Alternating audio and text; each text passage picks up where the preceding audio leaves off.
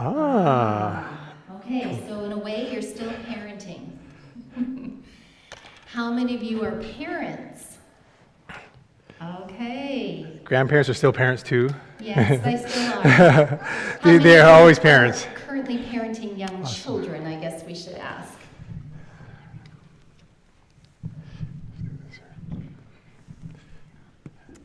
So, parenting is one of those things that can be challenging from time to time. Is it on?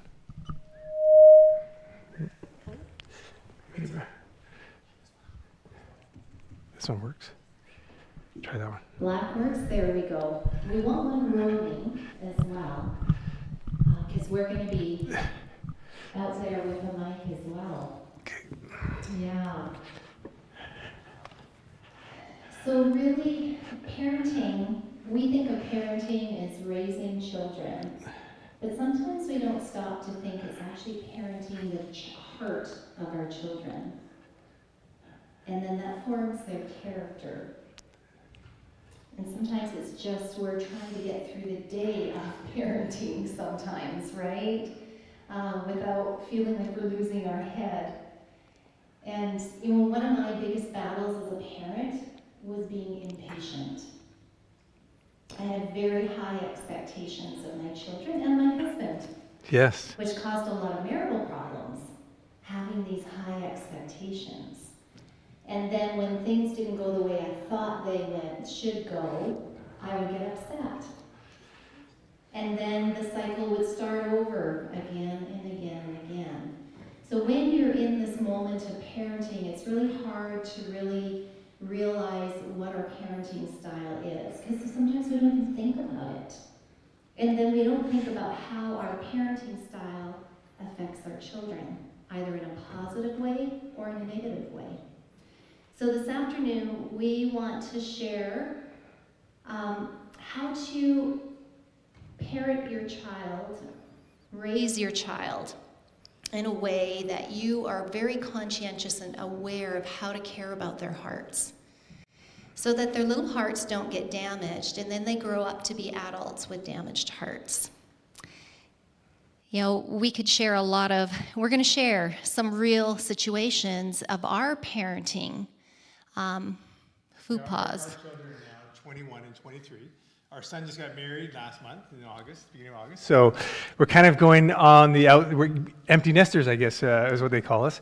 So we're on that side. So if we were to do it again, that redo, we could start all over again and all the mistakes we made. We wish we could do a lot of things differently. The science we're going to share with you today is from the Gottman Institute, Dr. John Gottman, who we use a lot of stuff for our marriage seminars. So we went to use he has a emotion coaching program that we took. And we just thought it was, wow, if we would have known this information back, 23 years ago, we could have saved a lot of heart trauma that we caused to our kids. And the beauty is, it's never too late to begin that repair process and practice these principles, because we still can learn for a lifetime. So we're going to try to share some of the mistakes that we made. Not that we're perfect parents. We definitely weren't perfect parents. But we want to share now what we believe is the correct model. And Pastor Genna had a beautiful sermon today on the biblical model of parenting. And now we want to show a little bit of the current science, because the science that we learned back 24 years ago was maybe not the right science. And maybe it was a misunderstanding of some of the principles. So the science we believe now is very in line with the biblical response as well. And true science is always based in the Bible and Scripture, right? So is this, is the PowerPoint almost ready? The PowerPoint? The screen? We might have to, if you don't know, in the youth room is where children will be cared for. If you choose. If you choose. Yes, you're absolutely welcome to have kids here, because this is actually really good if even children are here to listen that are probably adolescent age, but they'll be able to comprehend it more. But I'm wondering, Michael, would you mind grabbing Mark Triconic? I think he's supposed to be in the youth room, and just see if he can get our PowerPoint going for us. Thank you so much. Yeah. So we'll start off, what is the goal of parenting? Did any of you start off with a vision or a goal when you started, the baby was, the pregnancy term and, the baby comes out along, it's like, what was your plan? What was your goal? Did you have one? Seems like a pretty big endeavor not to have any goals, right? I see people shaking their head. No, we didn't have a goal either, other than, a little baby, this is wonderful. Just hang on for your dear life and hopefully things work out. Yeah. So did anybody have, what do you think, what would be a good goal for parenting? If you were to make a goal, what would you think, what are some good goals? What would you like to see your children?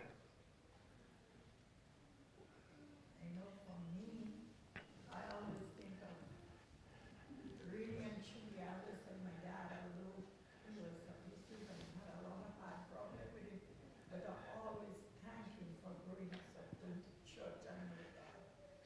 Going to church and knowing God, it was one of the goals that your dad had. Children like that, what I do. Mm-hmm. But alone, all in the early in the 20s and 30s, I didn't study that the Father did and good for us to get us to church. It's as you go older and you start to get closer to God, you already know what He did for you and what you should have done for your children. Mm-hmm. Thank you. That's a very good goal. What are some other goals? So faith, making sure your kids know Jesus. Knowing Yes. Jesus, yeah. Yes. So I don't know. We hadn't thought it out as a goal or anything, but our daughter's name is Kaidisile, which means someone who brings light. Brings light. When she came, that was the thinking behind. It's like we would bring light to the world as well. Amen. But it's not something that we had thought about extensively at the time. But right now I'm thinking, yeah, that's a goal. To be a light to the world. To be a bright Beautiful. light. Beautiful. How old is your daughter?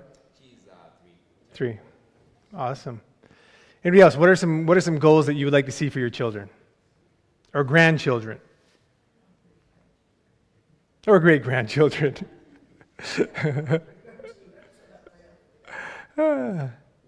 Yes, Jennifer.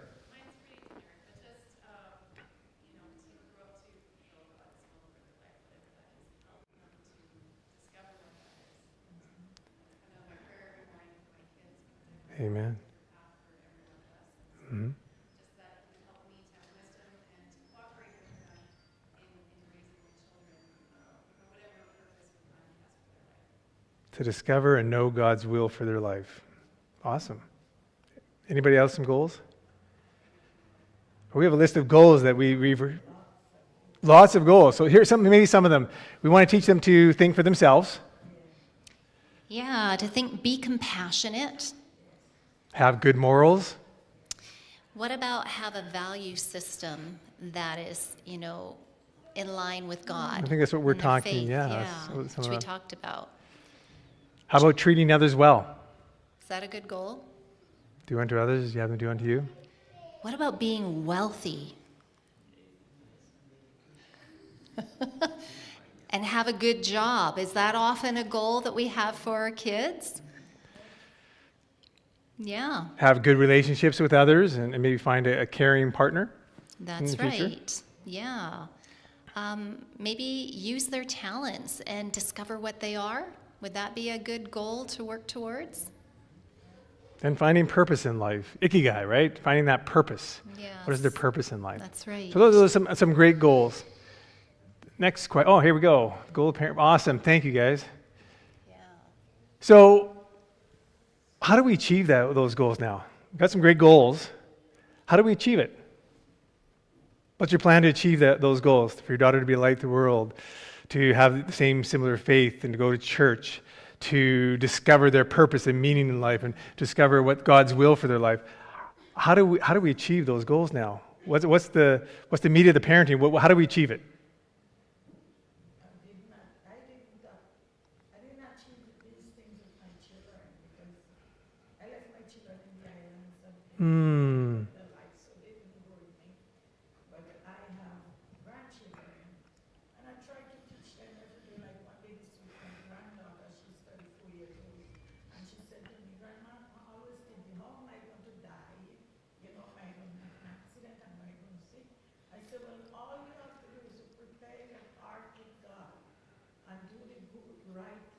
Mm-hmm. pounding that in her because she don't grow up in church. So I pound little piece here, tell her to be kind to people, the work she's doing, she must be kind to older people. And I try just putting in a little here and there. She don't grow with me, so, just on the phone I teach her those little things, to love your neighbor, Mm-hmm. someone struggling, be there for them. Little things I just tell her. Yes. So how do we typically achieve a goal? We implement a plan, right? We have the plan, we have some objectives.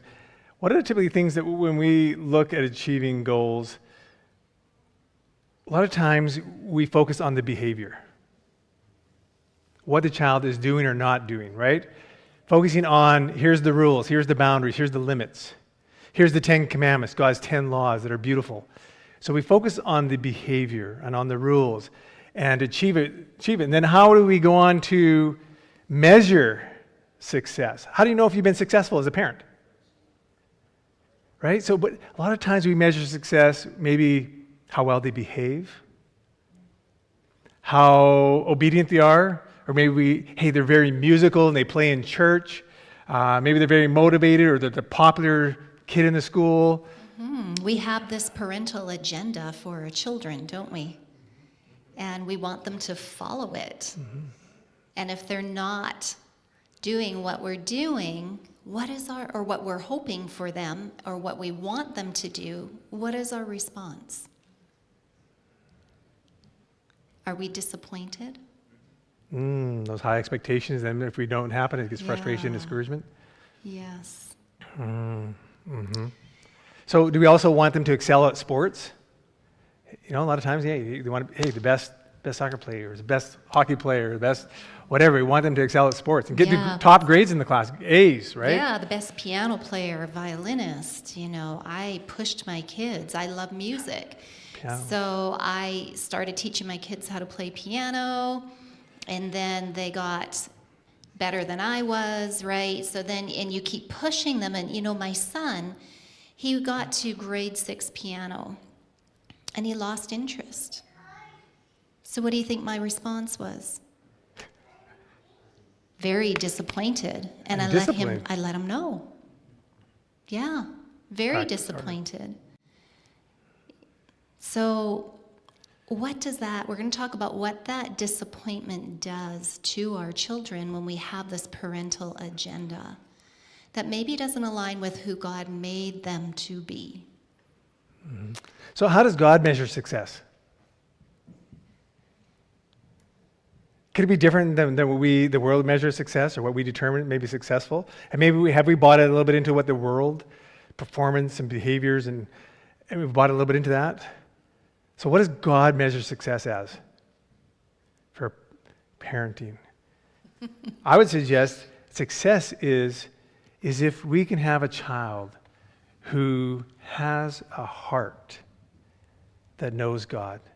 If we can start parenting to the heart instead of the behavior, because a lot of times I grew up as a Seventh-day Adventist with a very behavioral orientated home and a church. It was always focused on the behavior, what you do and what you don't do, how you perform. We're performance-based. We're works-based. But what does God want to do? He wants to get to the heart. So we have a generation of people that they know God, but they don't know God with all their heart. And Pastor again, love the Lord with all your heart, with all your soul, with all your mind, with all your strength. So, but we seem to, there's the 4 dimensions of health. We've got the physical, we've got the emotional, spiritual, and we've got the mental. So where do we typically focus?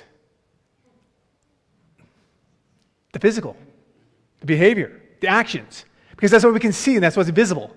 And it's easy to monitor and control and measure action. Yeah, and we don't want our children to embarrass us in public, right? Yeah. You need to behave a certain way, but is behavior important? Yes or no? It is. Sure. It is. But what drives the behavior? Go ahead, yes? It's the emotions. It's the heart. And the character. Yes. Emotions make up character. Proverbs 4:23. Above all else, guard your heart. Why? For everything you do flows from it. See, there's this principle of what we think turns into what we believe. Our beliefs turns into feelings, and our feelings turn into actions. So you're right. So if we want to change the behavior, instead of focusing on the behavior and disciplining the behavior, what do we need to discipline and train? The heart. It's so interesting because there are so many Bible verses, I can't remember how many there are, where they use the word heart that is interchangeable for the mind. And we're going to talk about a little bit later how that heart-mind connection is so important. But many times as parents, we live out of our heads instead of parenting from our heart. Is it easier to live out of your head and talk on an intellectual level? How's the weather? Or is it hard? Hey, brother, how's your heart today? How are you feeling today? Are you sad? You're happy? Like, do we talk about emotions? Why? Don't we not to be more like David? But David was the most emotional man, the most strongest, macho guy in the world. And did he talk about emotion? Absolutely. But yeah, yes. So we've grown up in a society where we're so performance-based, so focused on works, that we've lost the heart. And I would say that it ties into our relationship with God. Sometimes we don't have a heart relationship with God. We don't know Him with all our heart. We don't love Him with all our heart. We love Him with our behavior. By our actions. But if you can get to the heart and change the heart, doesn't God want to create us in a new heart and a right spirit within us? So if we want to get that new heart, and if we want to start to train our children and discipline the heart and train them from a young age, and I can't remember the quote that Pastor Gannon had on it, but basically, if we could train the heart at a young age, there'd be a lot less brokenness as adults, right? Then we do relationship coaching, and usually there's issues that go back to their childhood, and when there was no emotion, there was no love in the home, and they feel what? Rejected, not accepted, not worthy. So then the heart has been broken. They were living up to a parental agenda that their parents had for them. And the brokenness that has come out of not fitting into that parental agenda is amazing, what we see weekly. How many of you are allowed to express emotions openly and freely in your home? I wasn't. Praise God, there's some, but a lot of us, suck it up, buttercup. Hey, don't cry. You're your man. Boys don't cry, right? I was told to be, don't talk about them. I can remember my son when he was, younger than 10. We'd be playing soccer just as a family, and he'd go and slide, and he'd fall, and he would just lay there and flail. No, he would kind of flail out. Yeah, he'd be like, out. I'm dying, all right? Dramatic. Oh. And guess what I said? Sweetie, get up. People are going to think you're a wuss. Be a man, right? We're going to we're sharing our heart with you. Our mistakes. And our mistakes. But do you think that impacted him? Yeah. Do you think he shares his emotions with us now? Why? Because So, our children know that we use these stories of them, and they give us permission. But yes, our son as an adult is the kind of guy, what would you like to do? Like, what would be fun for you? Oh, anything, whatever you want. Because he had a mother parenting him that told him exactly what he had to do. He had to toe the line, and he had to do it a certain way, and he wasn't able to express emotion. He knew how to behave. He knew how to behave. He's a great kid as an adult, but I had to go through a lot of repair with him. So, we still make mistakes as parenting adult children. Yeah. My daughter responded in a different way. She's a different temperament. So if ever I got upset with her, it broke her heart. And I remember one day, I was so upset with both of them. I was homeschooling them. Yeah, I had typically had I would enough. come home after a hard day of work, come home, and the house would be like a war zone. World War II had gone off. They're locked in their room. And I'm coming like, what's going I'm on? in the kitchen upset. And we were in a bad place at that time, too. And I can remember going into my children's rooms and spanking them out of anger. Because they weren't behaving They the weren't way we behaving. expected I to went them. into my son's room and he just cowered. And he let me spank him.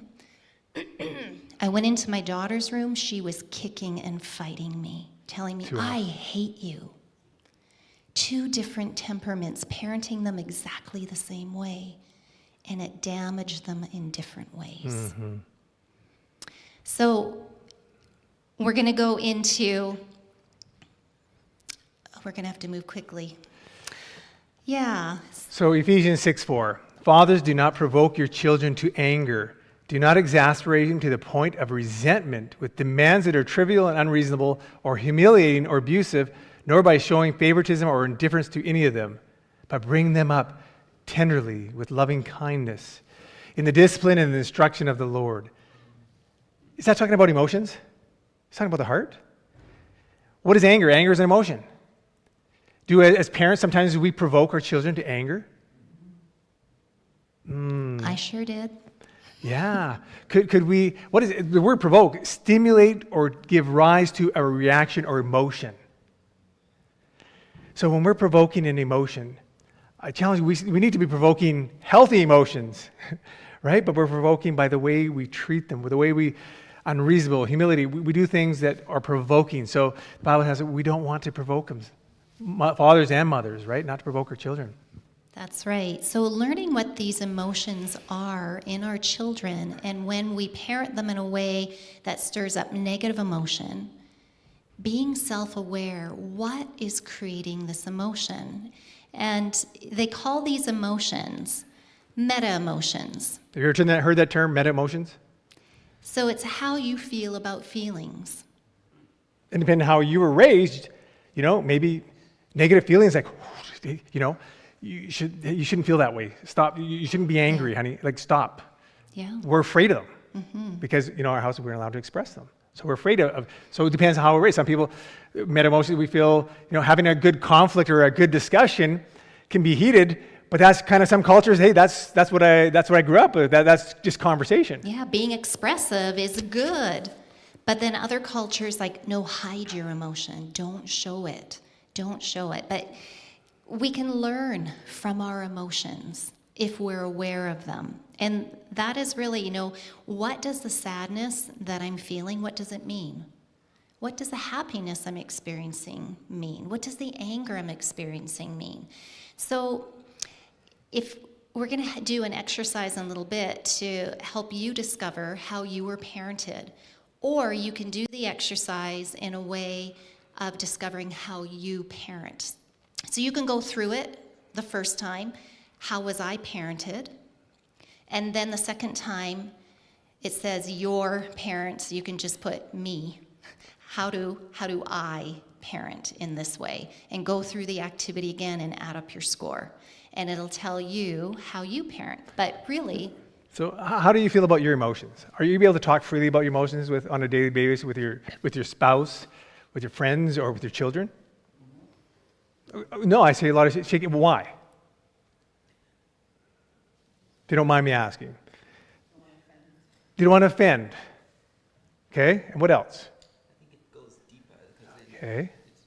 it allows for follow-up questioning as to why you feel that way, and sometimes Oh, you don't want to be questioned? that's me. Yeah.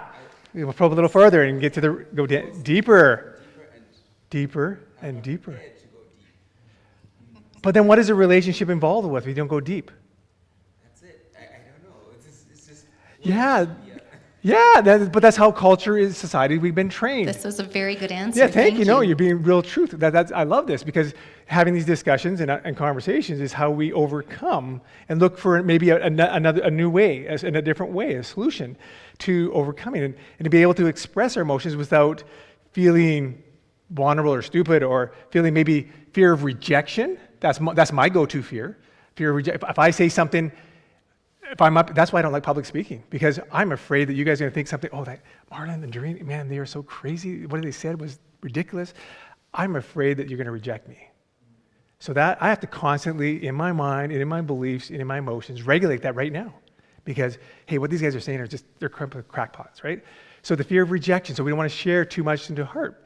And you may not accept me. You may criticize me or judge me or condemn me. You might not accept me, after I told you I used to spank my kids out of anger. Yeah, people are going to look at you now and, Yeah, ooh, like, I'm not talking to that Doreen, that clip. I don't Doreen know, Cliff. right? We see what she did with her children. But God calls us to be vulnerable, doesn't he? And just what you were saying is it takes some vulnerability to dig deeper and understand the emotion.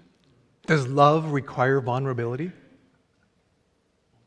Can we love fully if we're not vulnerable? And this is where we need to learn to love, as in the sermon, in Deuteronomy 6:5 and 6, and Mark 12, 30 and 31.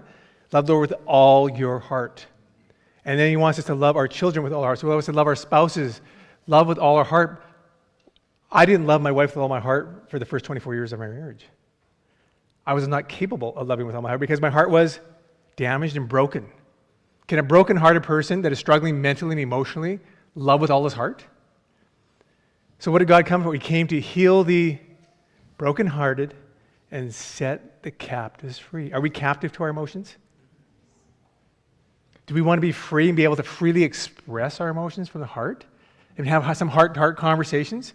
It's beautiful when we do coaching. One of my favorite parts is coaching is I can talk to a man about his emotions and he won't get offended, right? Because it's expected as a coach, right? We're coaching and we're in a process. But if I was to talk to you, just come up to you in the church, we were doing a sermon up by St. Albert, and I was asking the head elder, hey brother, how's your heart this morning?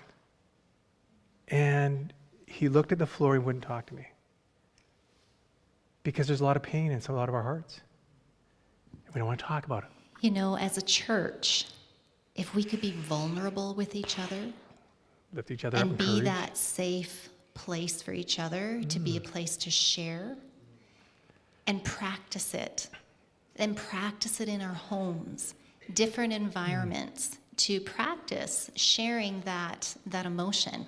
But emotion is so important. Have you ever held a baby, even a 3-month-old baby, as somebody else's child and they look away from you? Have you ever seen that?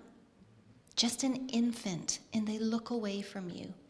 It's their way of saying, hey, I don't know you. I might be a little fearful, but they can't speak it, but they act it out. And then children that become shy, like toddlers, and if you go to pick them up, they're like, and they won't let you, right? So what that means, all of that emotion is, I'm attached to mommy and daddy, and that's who I want. And emotions cause attachment to happen. Lack of emotion creates detachment. So if we don't emotionally connect, how deep can our relationship go? Can we be truly attached?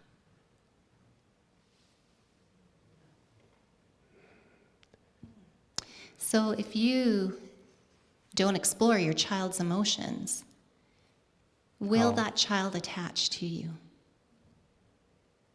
No, they won't. They will start to slowly over time detach. And Dr. Sue Johnson, the secure attachment bond she talks about is there's 3 attachments.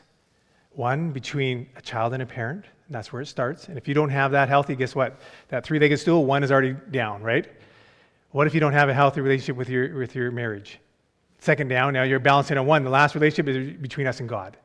And if that one's not there, It's like riding a unicycle. Whoa, right? but those secure attachments we call a heart-to-heart conversation. So the couples we coach with all week, every week, come to us that are emotionally detached. Emotionally disconnected. They grew up emotionally detached, disconnected from their parents. And what do you think we do? We find somebody who's really cute and we're attracted to, we marry them, and we say we love them. And happily ever after, no problems. Yeah, but then we get into the relationship, and what happens? because we haven't learned healthy attachment, we hold them at an arm's length and we don't allow them to attach to us. Well, I don't want you to really see my whole heart because there's some pretty not good stuff in there. You might not like me. Well, for better or for worse. But you know, it's same with our children.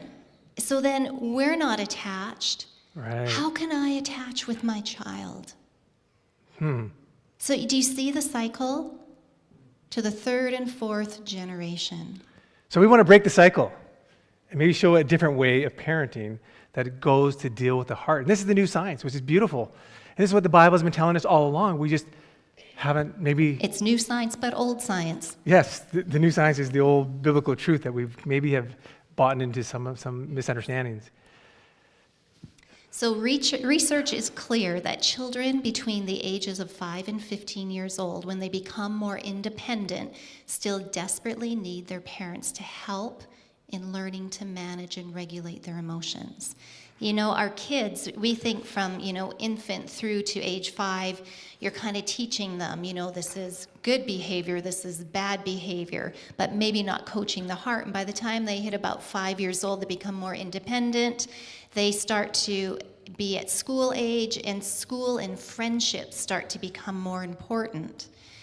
But during that time, they still really need you.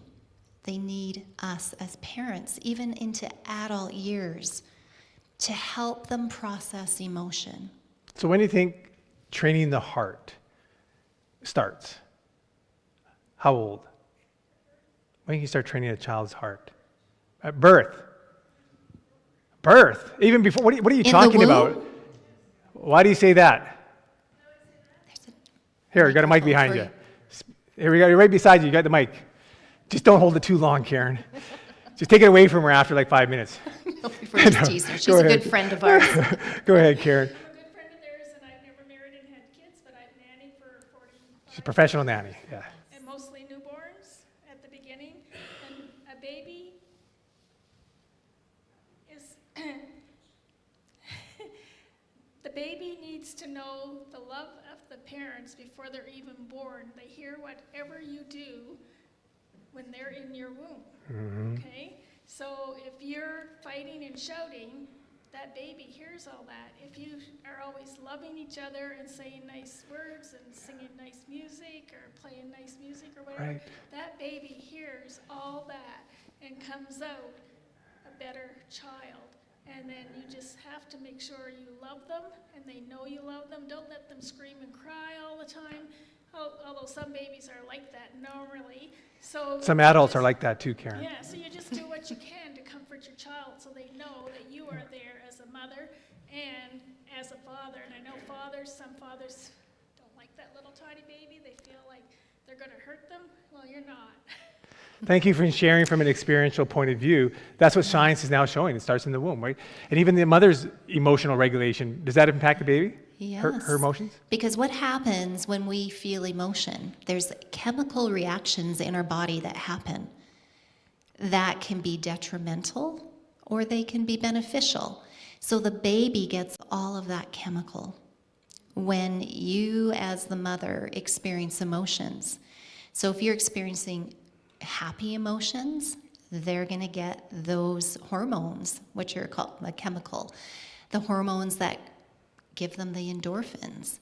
And if there's conflict going on and the mom is not happy, it affects the child as well. And they say, actually, sperm Can we say that word? is to your kids here? affected by the father's emotions. So Wow, isn't that powerful. incredible? The father also has a part to play in conception and how the child's well-being. So it's I love science. It's very fascinating. I could go on and on.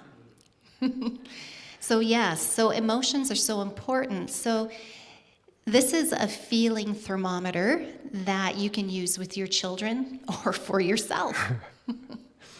So it shows you some of your primary emotions. So on the left, it's got the how do you feel?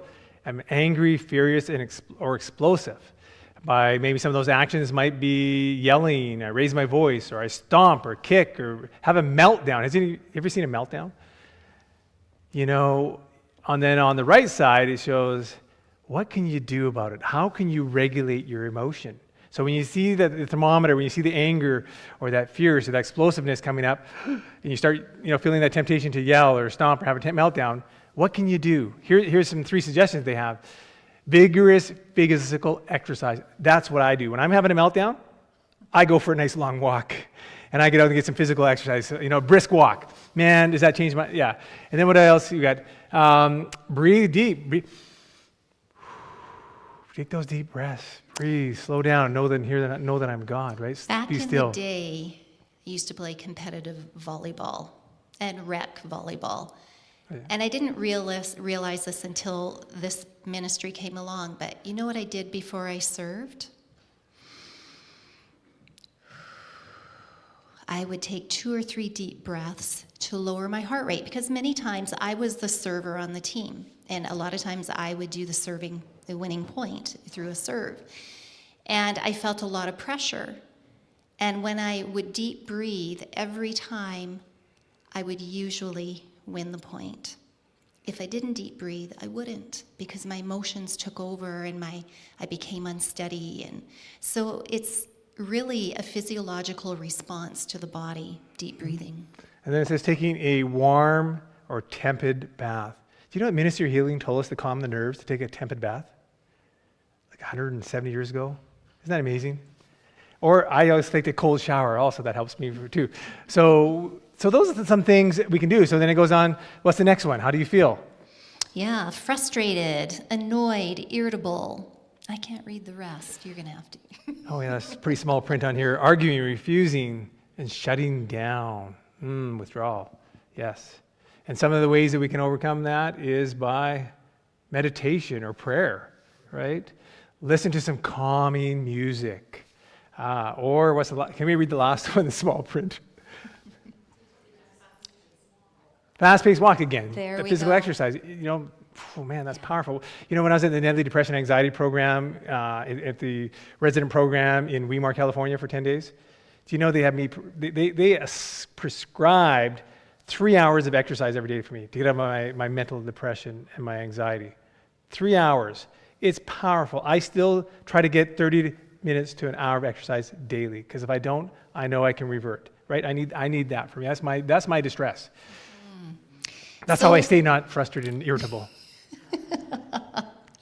So this is a really great tool that you can use. And after this, if you guys want to give us your email address, we can send you all this information. Whoever wants it, we'll send you the links. We can send you and there's some great resources that we can send to explore and research this, because we're just kind of scratching the surface today. We just want to kind of get you the importance and maybe shift your way of thinking from a behavioral to emotional type of coaching and parenting style. Yes. So we're going to have you do an activity. So one of the first things parents can do to connect with their kids is to remember what life was like as a child or young adult themselves. So try this. When you were the same age as your child or grandchild, who is the adult you trusted most and why? Just think about that. Think about it, or if you're with somebody that you can talk about it, but just take a moment to reflect on that. Who was the adult you trusted most and why? Anybody want? And then just share if you're comfortable sharing. Yes. Where's the mic? There we go.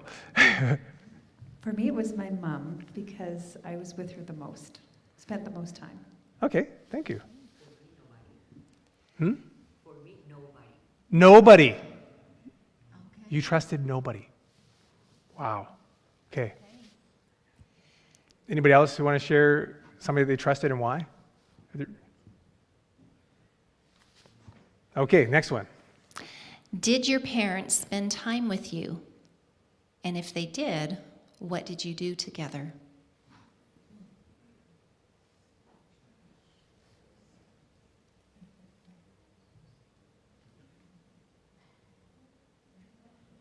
Yes. Yes. Continue the story. Okay, good. And then behind you. So go ahead first. Go ahead. Okay. My mom and I spent the most time walking together. Beautiful. Yeah, it was very Nice. My mom and I spend a lot of time during morning devotions. There will always be morning devotion, evening devotions. in the home, Devotions. always. So we had enough time to sing and sing and sing, and then before we do devotions. And we did quite a lot of businesses together, so yeah. Beautiful. Thank you. I think I have one more. Yeah, here we go. I've always remembered, Just put the mic down a little bit to your mouth. Yeah, there we go. sorry, I've always remembered my mom spending time with me and Arlene, with Bible studying, helping us to get to know Jesus and praying with us. I'll never forget those times. And then there was Amen. times my dad would come home from work and he would maybe in the wintertime pull us down in the sleigh, in the tobogganing. But my mom spent more time. My dad was always busy, but Thank you. Thank you for Okay. sharing. It's kind of a bit of a theme. Moms Some warm, and loving maybe not mothers. and maybe not all dads are busy. Is that still Yeah. maybe true? So what is it saying, fathers? We actually have a sheet that if you ask us for, we'll send us actually an activity just for the fathers, because this is a problem. There's absent fathers. They may be in the home, and I was one of those fathers. I was raised the kids at home, and I came home and maybe needed a climb, but then I tried to spend time with him, but I was not actively involved in the parenting and the disciplining. I was active as a playmate, fun dad, right? We want to get the fun. So what was your favorite way to spend the day when you were the same age as your children? How would you like to spend your time? Or favorite sport or favorite activity? What was it? What would you enjoy doing? Very back, saw a hand.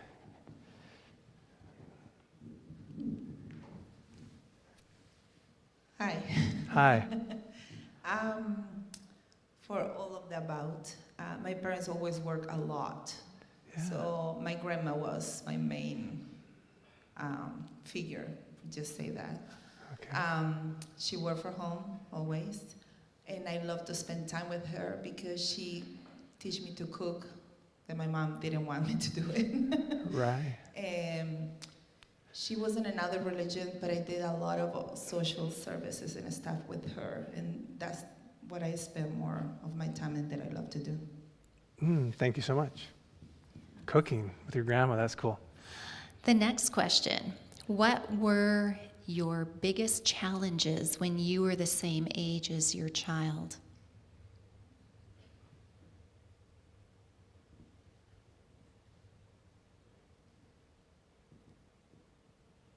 Did you have your hand up? Or is that a... Nope.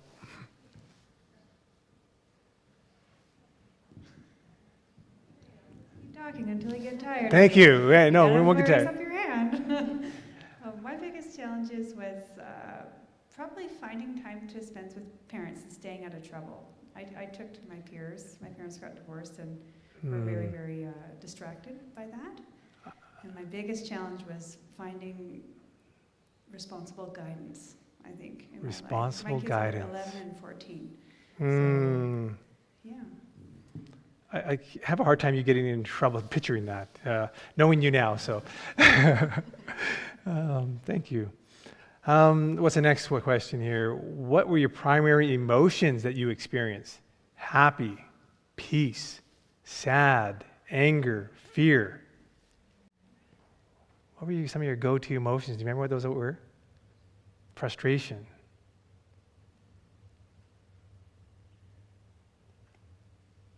How I remember mostly it was a happy childhood. A few? How many of you remember it being some sad moments or more sad moments? Yeah. Yeah, I'm putting my hand up there too. I mean, there were happy moments, but there was a lot of sadness. So for me, the primary emotion I would say I felt growing up was I felt dismissed. Meaning, it's not that my parents intentionally dismissed, but when I expressed emotion or I was hurting, they would listen, but they didn't know how to care about my heart. So then I grew up feeling unheard and kind of dismissed. It wasn't that they intended that to happen, that's for sure. It was we parent without being aware, right? So this afternoon is all about creating awareness in your lives. And that awareness started by just kind of looking back and Yeah. how we grew up, because do we think we repeat the same patterns? Uh-huh. So reflecting on your child and their age currently, or your children, list 3 hopes that you have for him or her as an adult. What would your hope be for your children? I know for me it would be to spend more time. I didn't have parents that spent time with me. So to spend time with my children is really important to me. And the most important thing is that they would be happy and experience peace. Have the healthy emotions. You know, I believe we were created to experience only the positive emotions of happy and peace. I think sin, as a result, brought in the negative emotions. I think my hope, well, I know my hope now, is that my adult children feel loved by me. So learning what makes them feel loved by me, asking them those questions, having those heart-to-heart conversations. You know, my son still will say, Mom, I said, son, do you really know that I love you? He'll say, yes, Mom, I know you love me. I said, no, do you feel it? And he'll say, yeah, most of the time I do. But there's some times, I said, I know. Oh, I'm still working on that, so I'm going to keep asking you and debriefing those situations that come up. Same with my daughter. You know, do you know that I love you? Yes, Mom, I know you love me. I said, but do you feel it? Yes, Mom, I do. But there are still those moments. Like, okay, do you promise to work with me and share those moments of when you feel hurt by me? That is what repair looks like. So we make it a habit now of asking that question with each other. Honey, did you feel loved by me today? Or feel loved by me this week? And if not, be prepared for the answer, because it could hurt your heart if you're expecting no. So, okay, well, tell me why didn't you feel loved? Or what can I do to make you feel loved, right? You know, honey, yes, I felt loved by you this week, but there was one night. Yeah, one night. One night. But, yes. Where you didn't call me to let me know you were going to be so late. Yeah. And then I was kind of thinking, I don't want to be that hovering wife. So I just let it go. But I was just about ready to call you, and you walked through the door, because then I started to think, this is unusual for you to be that late. So what I need. What you need is for me to call you and let you know that I'm going to be late. Yeah, because I love you so much, and I want to know if Okay. something happens to you so I can be there for you. Understood. Right? So having those conversations with your children too, and teaching your children, if you're modeling this with your spouse, your children are going to learn how to speak emotionally. So what did I say? I expressed what hurt me, but then I shared what I needed. We miss that part of expressing our need. The assertiveness. I mean, I was talking to somebody earlier this morning. It's like, how to be assertive versus aggressive. Are we afraid of being assertive? Are we afraid of being rejection? Or so learning that assertiveness. You know what? You made me so upset. Like, you didn't even care about me. You didn't even call me. Like, how rude. Well, I was busy working, trying to make money to earn it so we could pay our bills. Really? Yeah, you have to work till 7 o'clock? Yes, because I was preparing for a parenting seminar on my lunchtime. I got overtime, so I had to work a little extra time. You're right. So we could express it this way, Right. and we can have that same conversation with our children the same way. What do you think the result would be? Complete disconnect, You know, not connection. Our son is 23, and he just got married, as I say, just last month. How can you tell we're proud parents of a new daughter? And I'm going to say this maybe a bit shamefully, but I asked on the day before the wedding, it was on a Sabbath, And I was actually invited to speak the sermon on their wedding, that wedding weekend sermon. And the morning of, I woke up with a heavy heart. And I went into my son and to my daughter before church. And I had to ask them, son, do you feel loved by me? He said most of the time. But then I had to ask my now daughter-in-law, do you feel loved by me? That was a tough one. Because she didn't feel loved by me. Because I didn't accept her into the family. My parental agenda and my expectations were still different. Right? So I had to learn to accept her the way she is. And then accept my son's choice and how much he loves her and that she has a beautiful heart. But sometimes we have these behavior attitudes that we have, so I had to apologize to my daughter-in-law the day before her wedding, marrying my son, for the way I treated her and not accepting her and not making her feel loved by me because my actions were cool, or maybe not accepting her, loving her, kind, maybe a little critical because maybe she eats different than I do, right? Our Maybe parental agenda, yeah. right? So we had to have that heart to heart, right? So yeah, it was an emotional day. It was, and that was a prayer answered for me because I already went through this process in accepting my son's choice. She's a beautiful girl, but I made a judgment before I saw her heart. Mm. And I wasn't willing to see her heart for many years. For 7.5 years, so I should say maybe 5 of those years, I wasn't willing to see her heart. Are you willing to see your child's heart? Man looks at the outward appearance, but God looks at the heart, right? We got to start looking at the heart. Yeah. Now she is my daughter, and I feel like she's my daughter. Amen. Right? Our daughter. Because I had to change my thoughts, which governed my actions and beliefs. So my belief had to change about this daughter-in-law, right? So we have to change our belief about our children and how we're going to parent them. Even at 23. Yeah. How many have heard of the marshmallow experiment? Got a few. Yeah, sure. And the premise, maybe it's in 1970 experiment that they, you could have one marshmallow, you can have it now, or you could wait 3 minutes, or 15 minutes, and you can have 2. How many would do the one and eat it now? Oh, nobody wants to tell the truth. Okay. Oh, where one? How many would? I would have at age 3. How many would wait the 15 minutes to get 2? And some of you not sure. Okay. So what did they find in the study? What did it actually reveal? So what it really, the intent was to study delayed gratification. But really what came out of it was the science of emotional regulation, now called emotional intelligence.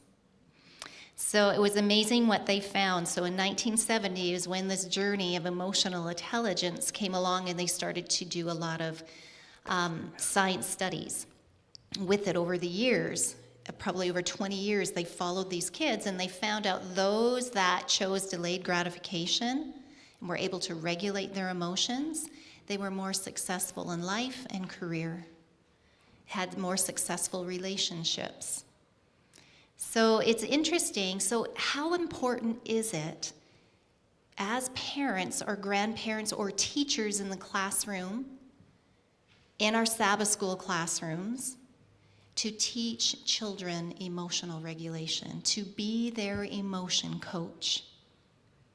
It's huge. It's so important because they're going to have a better spiritual life, healthier relationships. They're going to be more successful overall in life.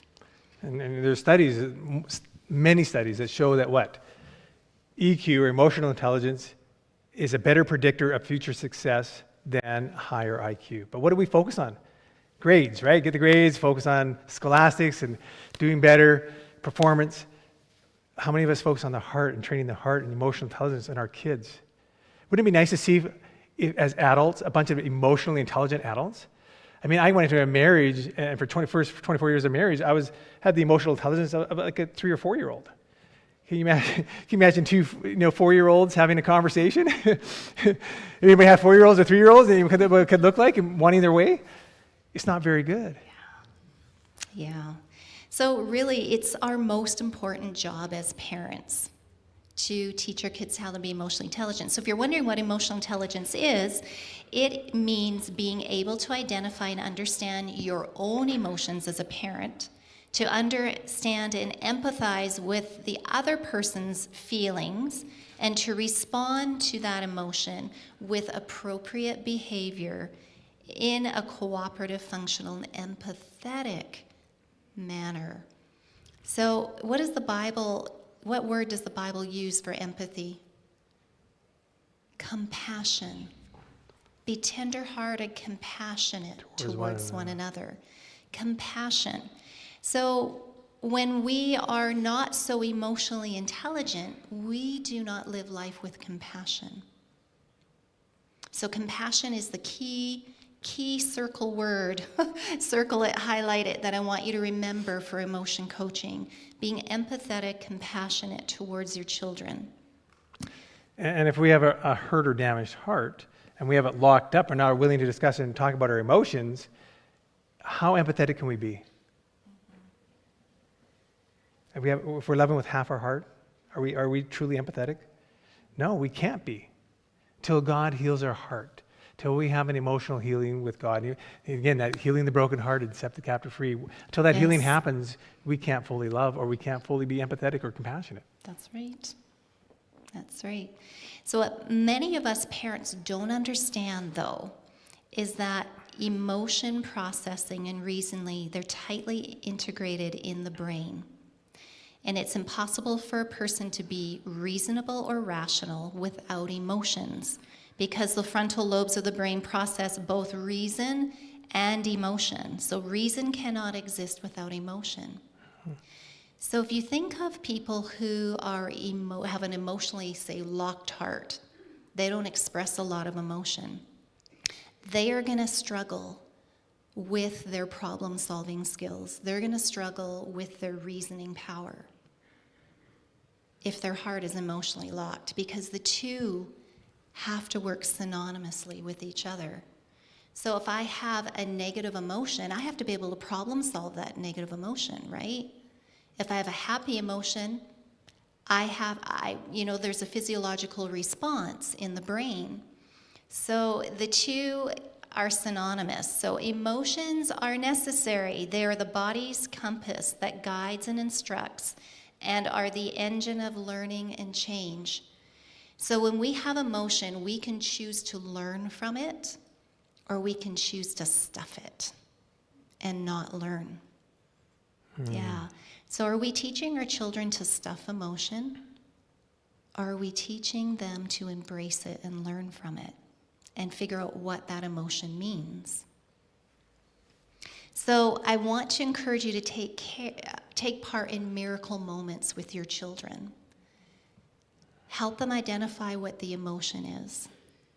And by doing that and having conversation with them, they are going to feel known and understood and connected to you. If you dismiss the emotion as a parent, what do you think will happen? That disconnect. So husbands, when your wife is having an emotional experience, a meltdown, and it's an opportunity for connection. And it's an opportunity for connection with our children. Yes. That opportunity, when there's an expression of emotion, whatever that emotion, whether it's positive or negative, we have the opportunity, by showing empathy and understanding, to build stronger connections. Does that make sense? So don't look at those emotions when our kid is misbehaving or acting up, the emotional, stop it. I tell my wife, just stop being so angry, right? No, but hey, when we start to probe and to care and try to understand and start to have a dialogue and care about the heart, guess what? Now we can understand she's going to feel what? How do you think she'd feel if I actually had a conversation? Hey, Johnny, I see you experience some anger. Tell me a little bit. What's going on in your heart right now? I am angry with you. Well, I understand that. You have a lot to be angry about. What specifically have I done to hurt you or make So you angry? then you can go on to express what it is, and then he can say, what do you need me to do so that this doesn't happen again? We want to stop the repetitive cycle, right?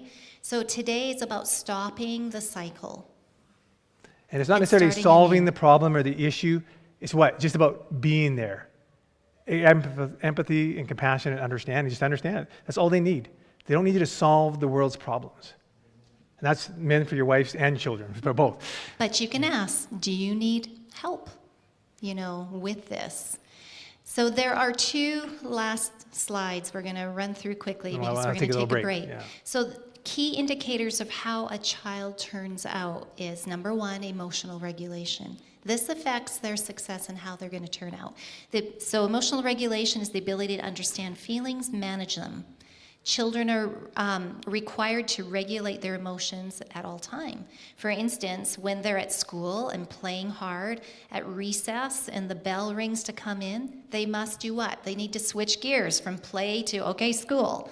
So they have to down-regulate their emotions and focus and become attentive. So this is the good practice for children. Learning, this is a simple way that they learn to regulate emotion. But what about in the home? Are we teaching our children how to regulate emotion in their home environment? So the second key indicator of how children will turn out is their social relationships. How children get along with adults and other children is what social relationships are all about. So research looked at children's friendships from ages 3 through to college years and found out that how children make friends, maintain friendships, and why they choose certain friends are all important indicators of how well they do in life. So if they're able to regulate their emotions, what did we say a few minutes ago? They're able to make good decisions. So they're not just living life acting out emotion. They're able to down-regulate the emotion and start to think about what are the consequences of this emotion? What's the benefit of this emotion? Why am I feeling this way? And to be able to problem solve. So teaching our kids to do this problem solving.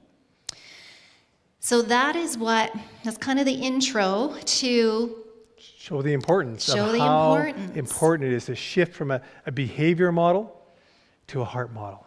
yes. And go to the heart, go to the emotion. That's Yes. where we need to shift our focus. So the next session, we'll continue to share and go deeper into how to do that. So if you want to take it, I'm going to talk about the book before We take have on. some books to give away. So we're going to give away one. Is anyone here with a young child or baby? How old, baby? No, baby? 3? So the 5? youngest. Oh, there's one back in the mother's room. Baby. Okay, baby. What about in the back? How old? 2? Okay. I'm going to give this book to you. It says, And Baby Makes 3, 6-step plan for preserving marital intimacy and rekindling romance after baby arrives. Did you know? Hey, that's got romance in there too? Let me know how that works. Did you know that in the first 3 years of baby's life, parental or spousal disconnect happens big time? It happens big time because baby is all about mom. And what's happened? The husband has lost his bride. You feel neglected, You feel alone, neglected. abandoned. Sometimes you feel alone. And what do men do normally? They can either choose to rewrite the story that they're believing that my wife doesn't need me, she's too tired for me, and all of this, and become a part of the family unit. But often what happens is they disconnect and they withdraw. And then time, year after year, that disconnect continues and continues. So we think that babies bring a lot of joy, and they do, but they can also bring a lot of heartache between mom and dad. So that book is a great one. We have 4 more books throughout the afternoon to 5 minutes. give away, but let's just take a 5-minute If you break. need a washroom or a drink or something, just take Yeah. 5 minutes and then Yes. stretch maybe. Do some of that So we'll come back at deep breathing exercises for those. 3:15.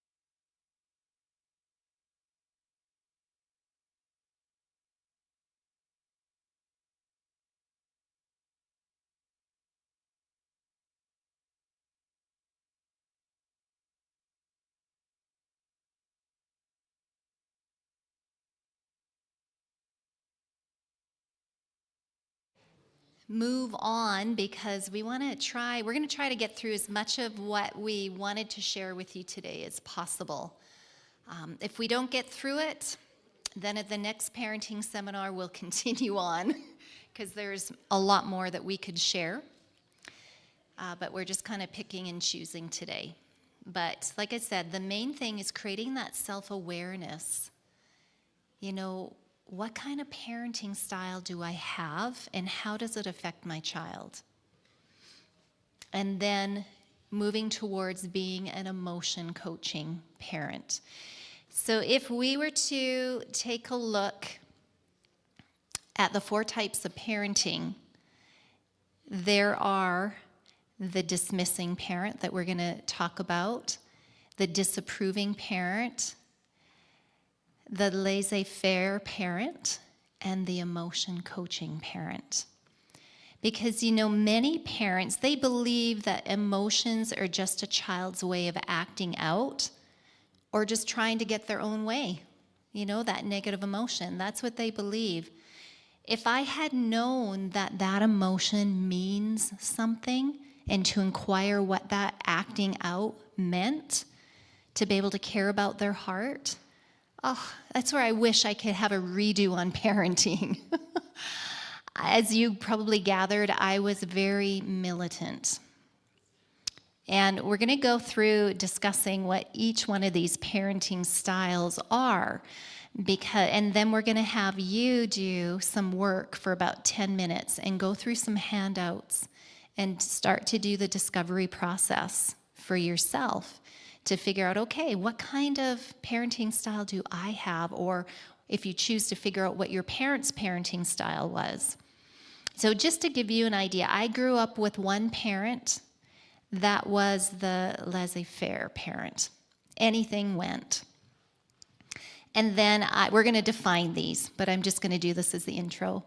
And then I had another parent who was more dismissing. And that parent that was dismissing, like I said, I would share emotion, and there was no compassion coming back, which is what I needed. And the other parent that was laissez-faire wasn't really emotionally there for me either.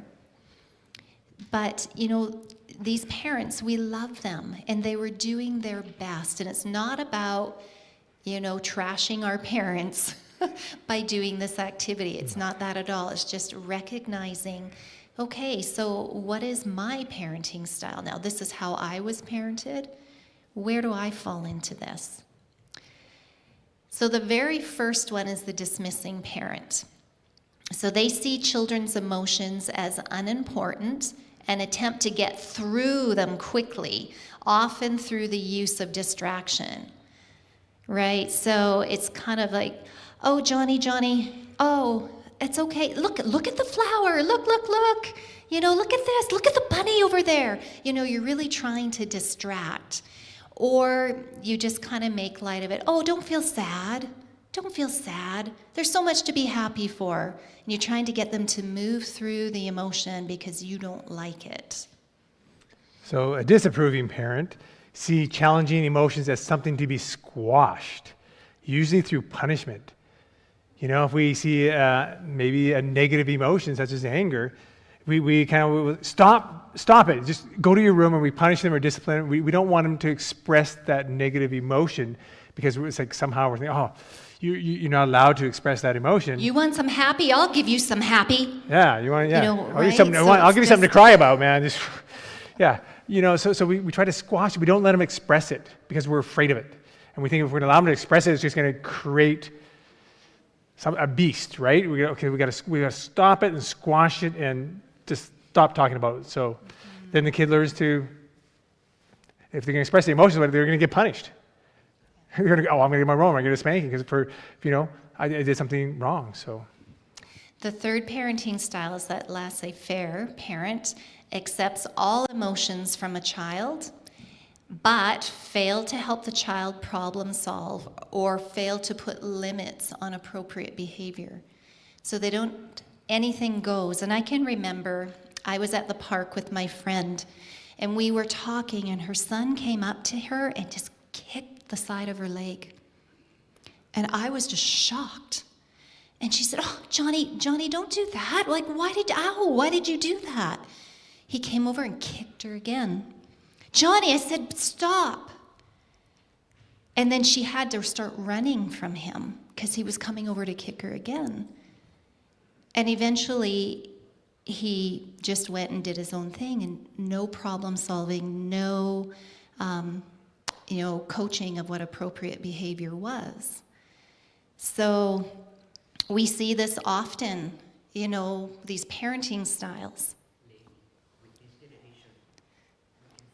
We just kind of maybe one other way, we're just avoiding it, right? We avoid all the emotions. Afraid to hurt the child's feeling, or afraid to disconnect from, that the child will disconnect from There's you. no discipline, there's no training, it's actually just a free-for-all. Like we just let them do, and that's how I kind of just, I don't remember any parenting, at a time in my life, so we're just allowed to do it, So the last one is, now this is the emotion coaching parents. This is the model that we want to impress upon you, that is the healthy model, is to value difficult emotions that are not impatient with the child's expression of them, and use emotional experience as an opportunity for bonding or connecting by offering guidance through labeling the emotions and problem solving the issue at hand. Does that sound different? We validate the emotion, even though they're difficult, and maybe we don't want to confront it. And we don't pass it off as not important, and we allow them to express it. But now we come towards them and start to have the conversation of understanding, empathy, compassion, and working through it. Problem solving in this situation is, Johnny, what do you think caused your anger towards me? Can you share with me? Because I want to learn so that I don't keep hurting your heart. So the problem solving is so important. So let's break these down. The dismissing parent.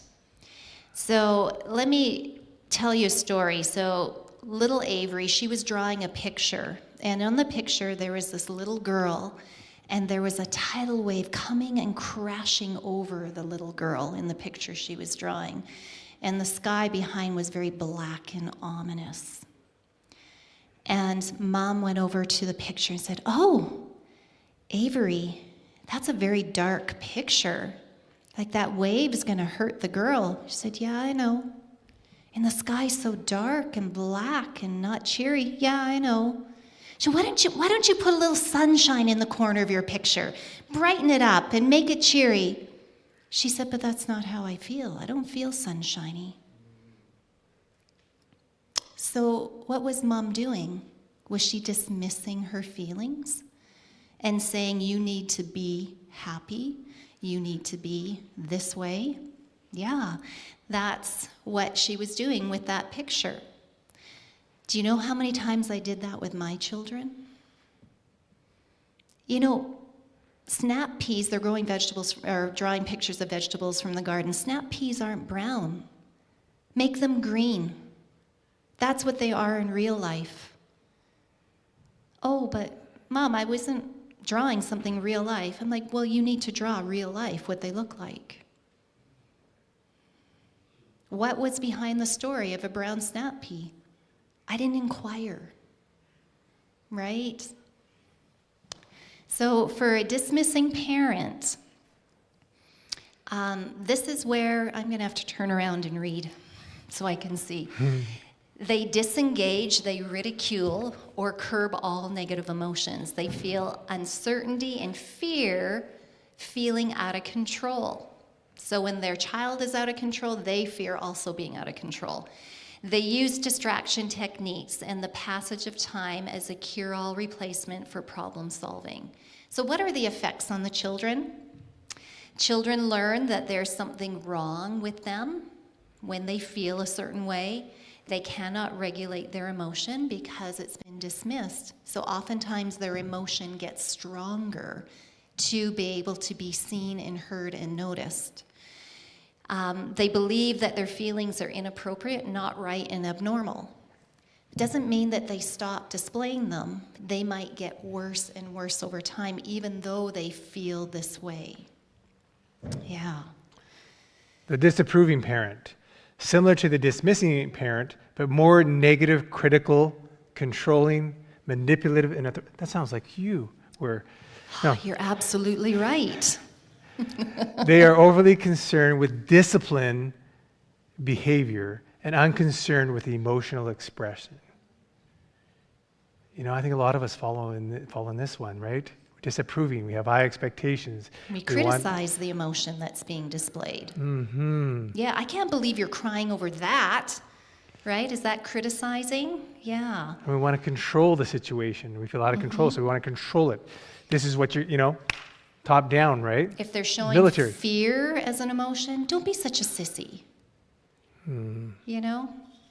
Yeah, so these parents often have high expectations, and their child needs to conform to their standards of approved behavior, right? My parental agenda of approved behavior for my child. So they need to do things a certain way, a certain time, whatever it may be, and often there is a punishment. So some of the effects are similar to the dismissing parent techniques. The child struggles to regulate their emotions, believes that their feelings are inappropriate or wrong, not right, and abnormal. And people maybe ever felt, I can't do anything right, I can't say anything right, I'm not good enough, I can never please them, why try anyways? Yeah, no one accepts me or loves me, so Why even, I give up, I'm not going to even try. yeah, why even be here in this world? Yeah. So they stop trying to meet your expectations and they withdraw. And when you ask them to do things, they just stop doing things for you as a parent, And how does that make you feel as a parent? You get upset because they're not doing what you told them to do. I'm the parent. Do as I say, not as I do, right? And these kids, we're going to talk about it later, but they really sense hypocrisy once they get into adolescence. The laissez-faire parent.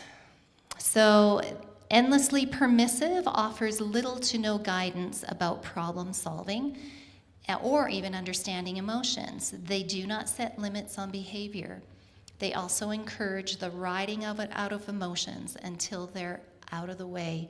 Oh, just let Johnny have his tantrum. It'll pass and then, right? Just the way they are. It's just the way they are. They're not going to change. This kind of sounds a little bit like your parenting style used to be.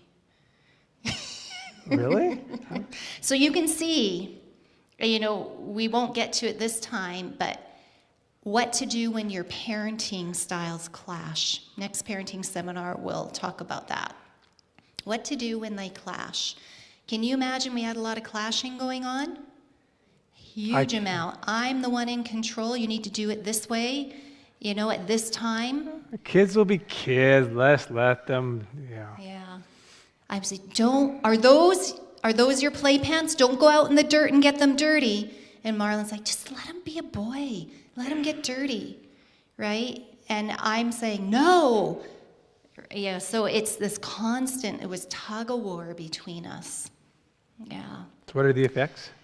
Well, the child struggles to concentrate, get along with others, and regulate their emotions in a healthy way.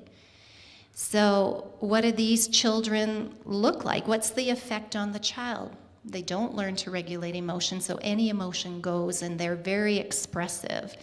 They have trouble concentrating and really zeroing in on a task. They have trouble forming friendships because friends feel they're too emotional, and friends feel like they have to walk on eggshells around these children. And because they don't know if this child, they're unpredictable. They don't know if that child's going to blow up at them or be their friend, right? Because they haven't learned to control emotion. So they have trouble getting along with other children because their feelings get hurt often. They've never learned to play nicely and fairly in the sandbox. That's right. And they often learn to be disrespectful. due to the lack of boundaries. They often become bullies because they've learned anything goes and any behavior is okay. Yeah. So, we're at the motion coach. We're going to spend time in our next session, in the next hour, but we're going to have you do some work. But the emotion coach, what is that? This is where aware of their child's emotion and recognize their child's expression of emotion as a perfect moment for intimacy and connection and teaching. Training and teaching and correction. We heard that in the sermon this morning. They listen with empathy and validate the child's feelings and help them to label their emotions with words. They set limits when helping their children solve problems or deal with upsetting situations appropriately. Does that sound like a healthy model? So what are the effects? A child's mastery of understanding and regulating their emotions will help them to succeed in life in a myriad of different ways. They are more self-confident, perform better in social and academic situations, and even become physically more healthy. Do you want that for your child or your grandchildren or your students? Yes. Yeah. So, let's do a little question answer here. You be the child. Okay. Daddy, oh, I just stubbed my toe.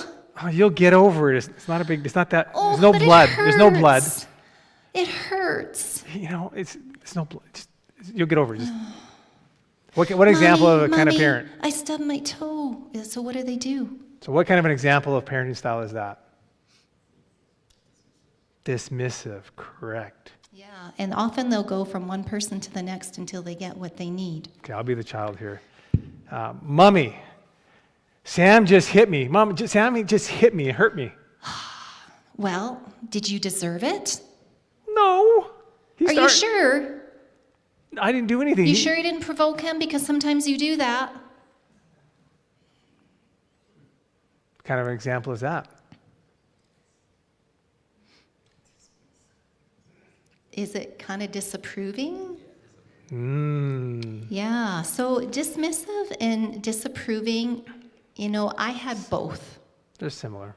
They're very similar, but I had Yeah. I had mostly disapproving, but I had also dismissive.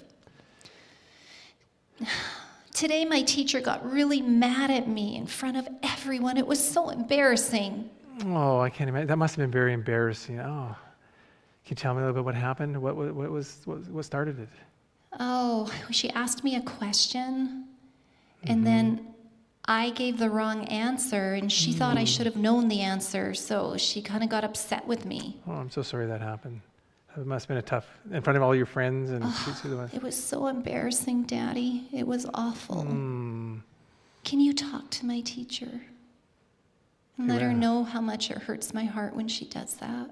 We'll get into problem solving later, but yes, okay. Okay. I don't want Johnny to come over. I don't like him anymore. Can we just call his mom and tell him not to? I don't want him coming over today. Sounds like something happened between the two of you. And Johnny made you angry? Can you tell me what happened? Well, my brand new Hot Wheels monster truck, he was playing with it and I told him not to and he broke the wheel off. Oh, Yeah. that sounds awful. You must have been so upset. I know, it was my favorite one. Oh. Yeah, it's sad. What example is that? Which?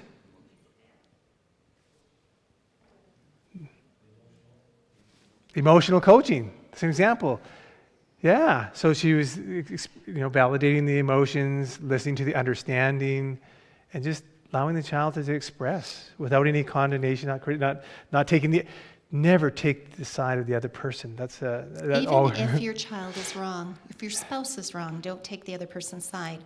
So people say, how do I do that? Because I totally see he was in the wrong. All you do is you can say, that must have been so hard for you. I can see that. That's all you have to do. You don't have to say, well, I think you caused your own problem. right? That's what we're thinking, but then we're rewriting the story and saying, that must have been so difficult for you. Then I am their ally, right? I'm on the same team. So you always want to be on the child's same team. But I want to go back to your comment about the laissez-faire. How would we make that? Yeah, what's an example? Role play, Sure. a laissez-faire. Let's turn it into laissez-faire. Yes, no solution provided. Yes. So absolutely.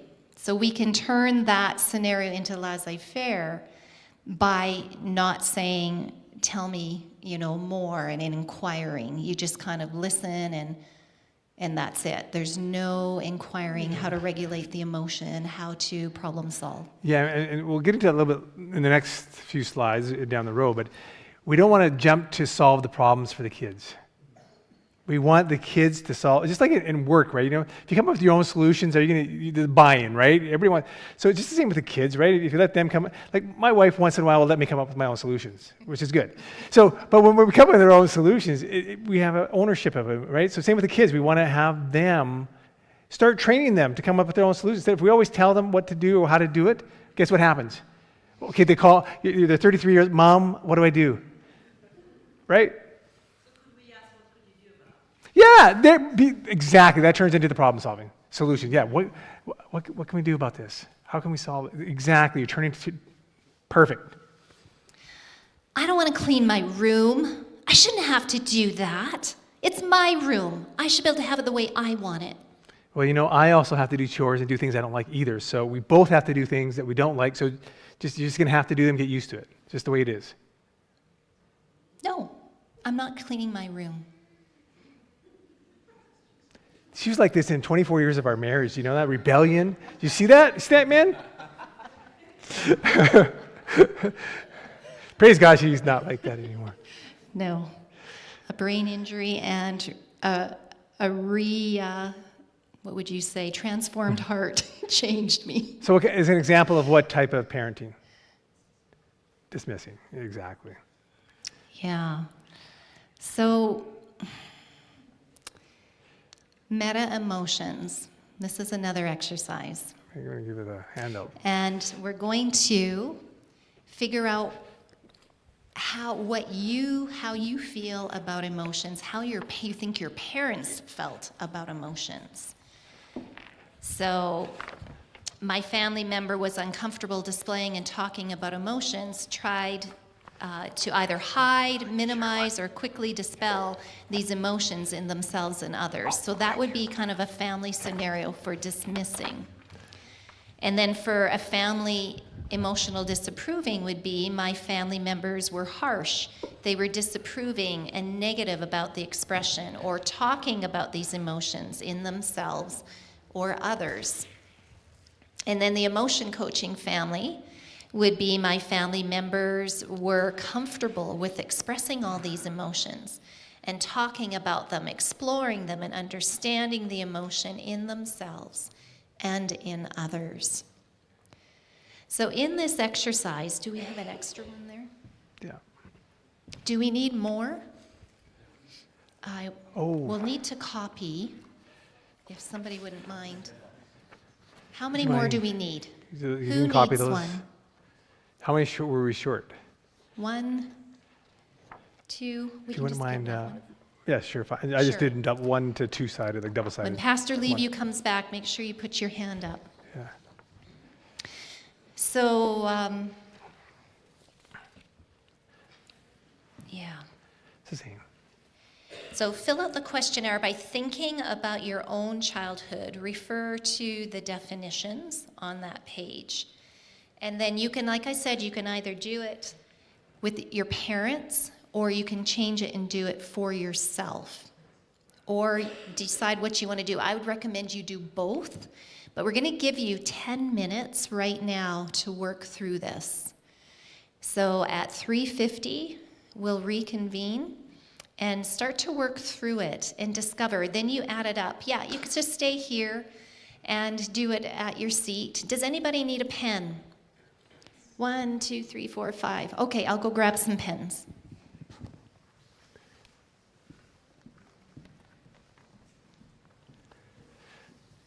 So the purpose of this is just to, again, understanding our meta emotions and weigh our experiences from when we were younger, how they play into our current method. We sometimes we want to be different, but a lot of times we follow the same patterns as we grow up, or we flip to the completely opposite. So this is the first part of understanding our own history and kind of our parenting style and what that looks like. And maybe you already identify what your parenting style, but this will help to solidify what my parenting style is.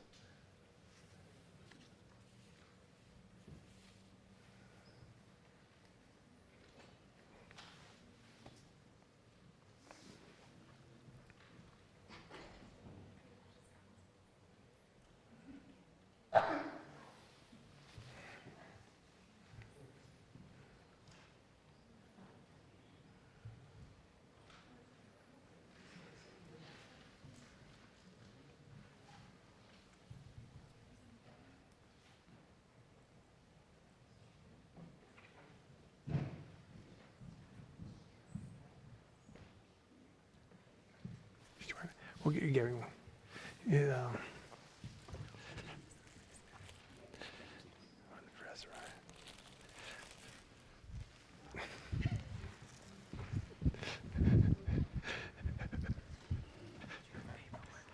They're coming.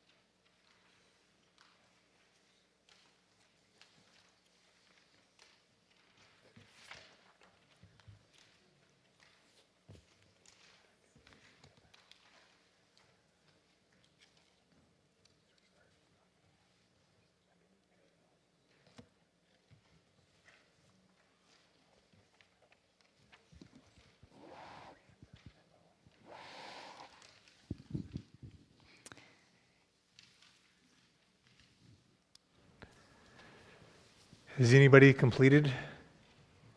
Yeah, so somebody complete. Okay, so the rest of you can finish it. You can finish it at home. You just want to kind of start that process to take some time here to. So, what did you learn, or what did you discover about those who have finished it and you have your score? Were you able to add the total score? So overall, how many? Your mom was. I mean, even if you haven't total score, you kind of have a pretty good sense of where it's going. Was your mom dismissing or disapproving or emotion coaching? You get a sense of where it was? Mm-hmm. And how about your dad? Do you have a sense where it was dismissing, disapproving, or emotion coaching?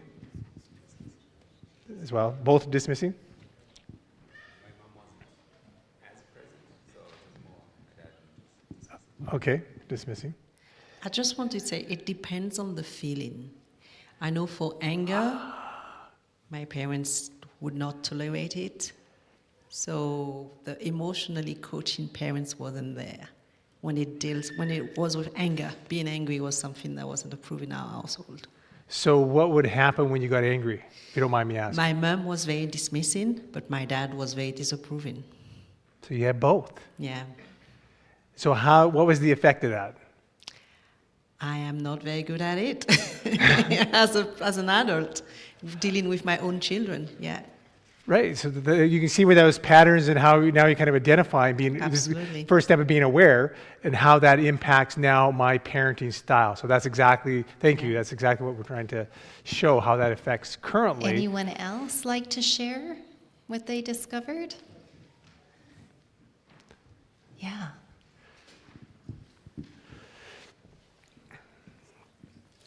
Well, it's a lot of dismissal, and and I can see that because I'm not very keen on showing emotion. I like positive emotion. I'm more comfortable. Comfortable. 'Cause Yes. everyone is comfortable. But when it gets to other emotions, I'd rather regress and deal with them myself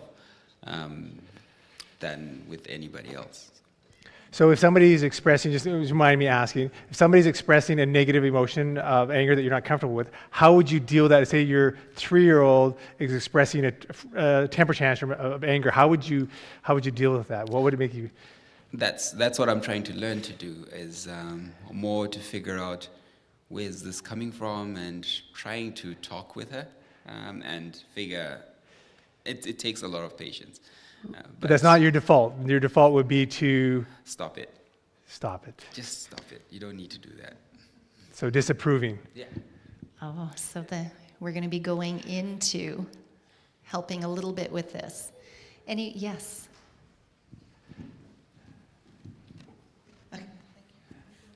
Yeah, when I looked at the form, I couldn't actually feel anything because for me, growing up, you don't have the right to be angry. For real. What are you getting angry about? Nobody's even looking at your face that you're angry. You can't even tell anyone that you are angry because there's a possibility of you getting smacked when you get angry. Who are you getting angry at? Your dad or your mom? Or who exactly? Right, so when I look at the form, I looked at it, I just smiled up like, it doesn't apply to me really.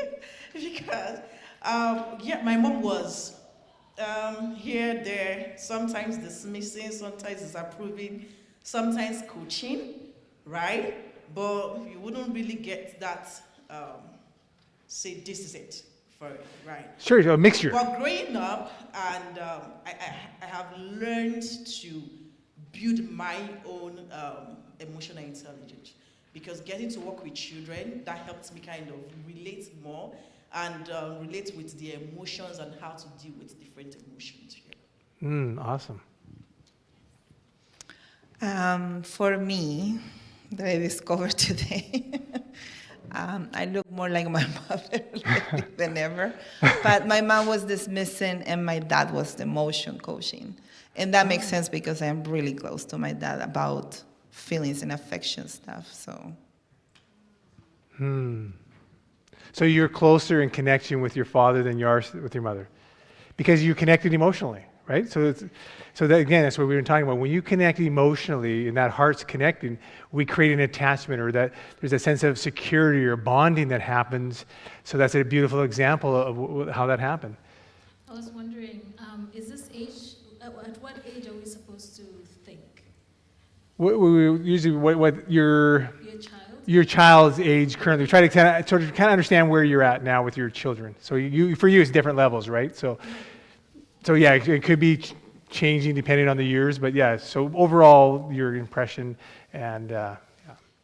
I noticed that some of the things for me would vary depending on what age that was. Okay. When I was younger, the affection and all the towards the end, the positives were more emotional coaching and things like that. But as I grew older through the teenage years, feelings of anger and things like that started coming in, and I started feeling less open with, especially Sure. my mom and things like that. So it just depends on which stage I was at.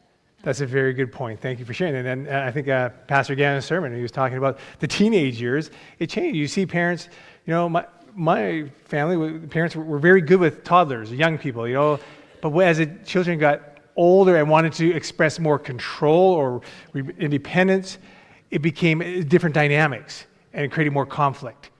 And that conflict could lead to anger, or it can lead to whatever, or if you haven't learned to manage your emotions, ideally we would continue to do emotion coaching, but it's easier at a younger age. You're right. So that's a very good point out.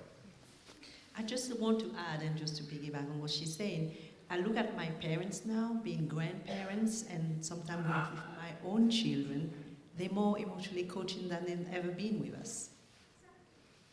So you can see grandparents tend to be more emotion coaching than the actual parents. Why do you think that is? Experience, maybe some regret, Yeah. maybe say we learned, and maybe there's not as much pressure or stress. True. And we don't have to worry. We can do the things, then we can send them back to the parents. We don't have that response. So maybe it's just. So what if we could have that attitude? If we could skip the parenting stage and go right to grandparenting stage, wouldn't that be better?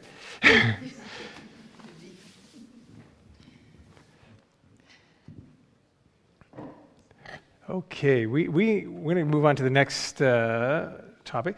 So we're going to give away another book. It's called Emotion Coaching with Children and Young People in Schools. So I took a chance, hoping there would be teachers Do here. we have an educator or teacher? Perfect. Okay. What do you teach? Special needs. Awesome. Special needs. Okay. All right. So even with special needs, sometimes that prefrontal cortex is not working so well. So this would come in really, really handy to do that emotion coaching. Yeah. So take what you can. Every book has its good points and its not so good points. So just take what you can glean out of that one. Yeah. Oh, another teacher. 2 teachers. Okay. Well, check in with her, take a look at the book, and see if it's something you might like. Yeah. All right. So really, the goal is having happy, healthy kids. And it's all about the way you connect with them and the quality of your communication. So the quality of the communication would look like, Johnny, you're angry. I can see that, and you're telling me you are. Let's explore what may be causing that anger. So that's the quality of communication you want. So if there's conflict between a parent and child, how much conflict would you say is caused by the child, and how much is caused by the parent? What would you guess? 100% the child. 100% the child, okay, yeah.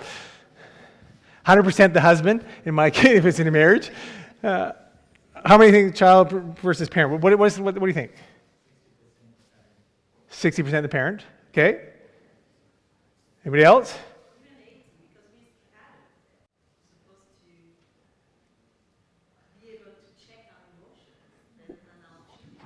We're supposed to? Do we? How well are we doing? I know I struggle.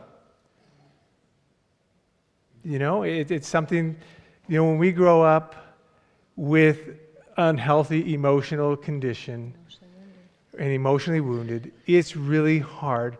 That was 90% of my conflict in our marriage was because I was unable to emotionally regulate. It wasn't until I went to a depression anxiety course for 10 days, checked myself in, and actually learned the book, Telling Yourself the Truth by William Backus, changed my life. It's all about emotional intelligence. Pardon me? Telling Yourself the Truth by William Backus. It is the first time I actually learned, and I was, you know, embarrassed to say, after 24 years of marriage, I realized, wait a minute, my emotions don't have to control me. I can actually control my emotions. Really? My wife can't make me mad. My child can't make me angry. I have to allow myself, and I have the opportunity to catch, check, and change those thoughts, those beliefs, and change and manage my emotion. It was life-changing for our marriage and then with our children. So it's powerful stuff. So the answer to the question is 75% of parent-child conflict is started by the parent. We were some 80%, 60%. You guys are, really close. It's started by our parental agenda. So I'm sorry, it's not 100% the child. It's Or dismissing or disapproving, right? Yeah. So what could be some of the barriers to emotion coaching so that emotion coaching isn't able to happen? Number one, not treating our children the way we would treat a friend. So how do you treat your friends? Pretty nice, eh? Yeah. So how come we don't treat our children that way?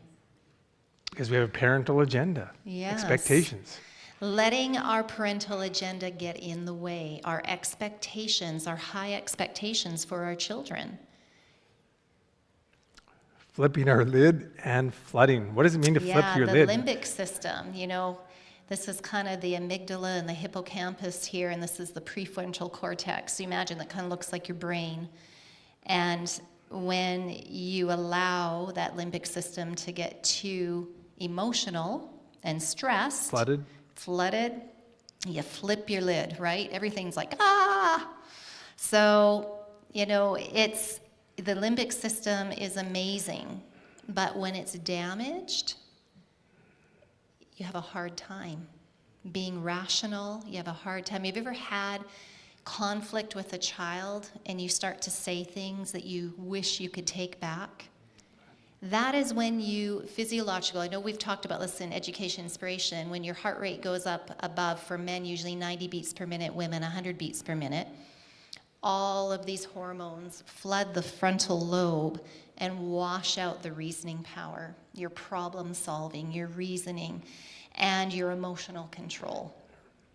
So that's when you say things that you regret. That's when you do things you regret. And so it's super important to learn how to regulate the emotions. So this gets in the way of being an emotion coach when we flip our lid. Yeah. And then the last one is not repairing our mistakes with our children. Not going to them and saying, you know, we call it discussing a regrettable incident. And we have our couples do this.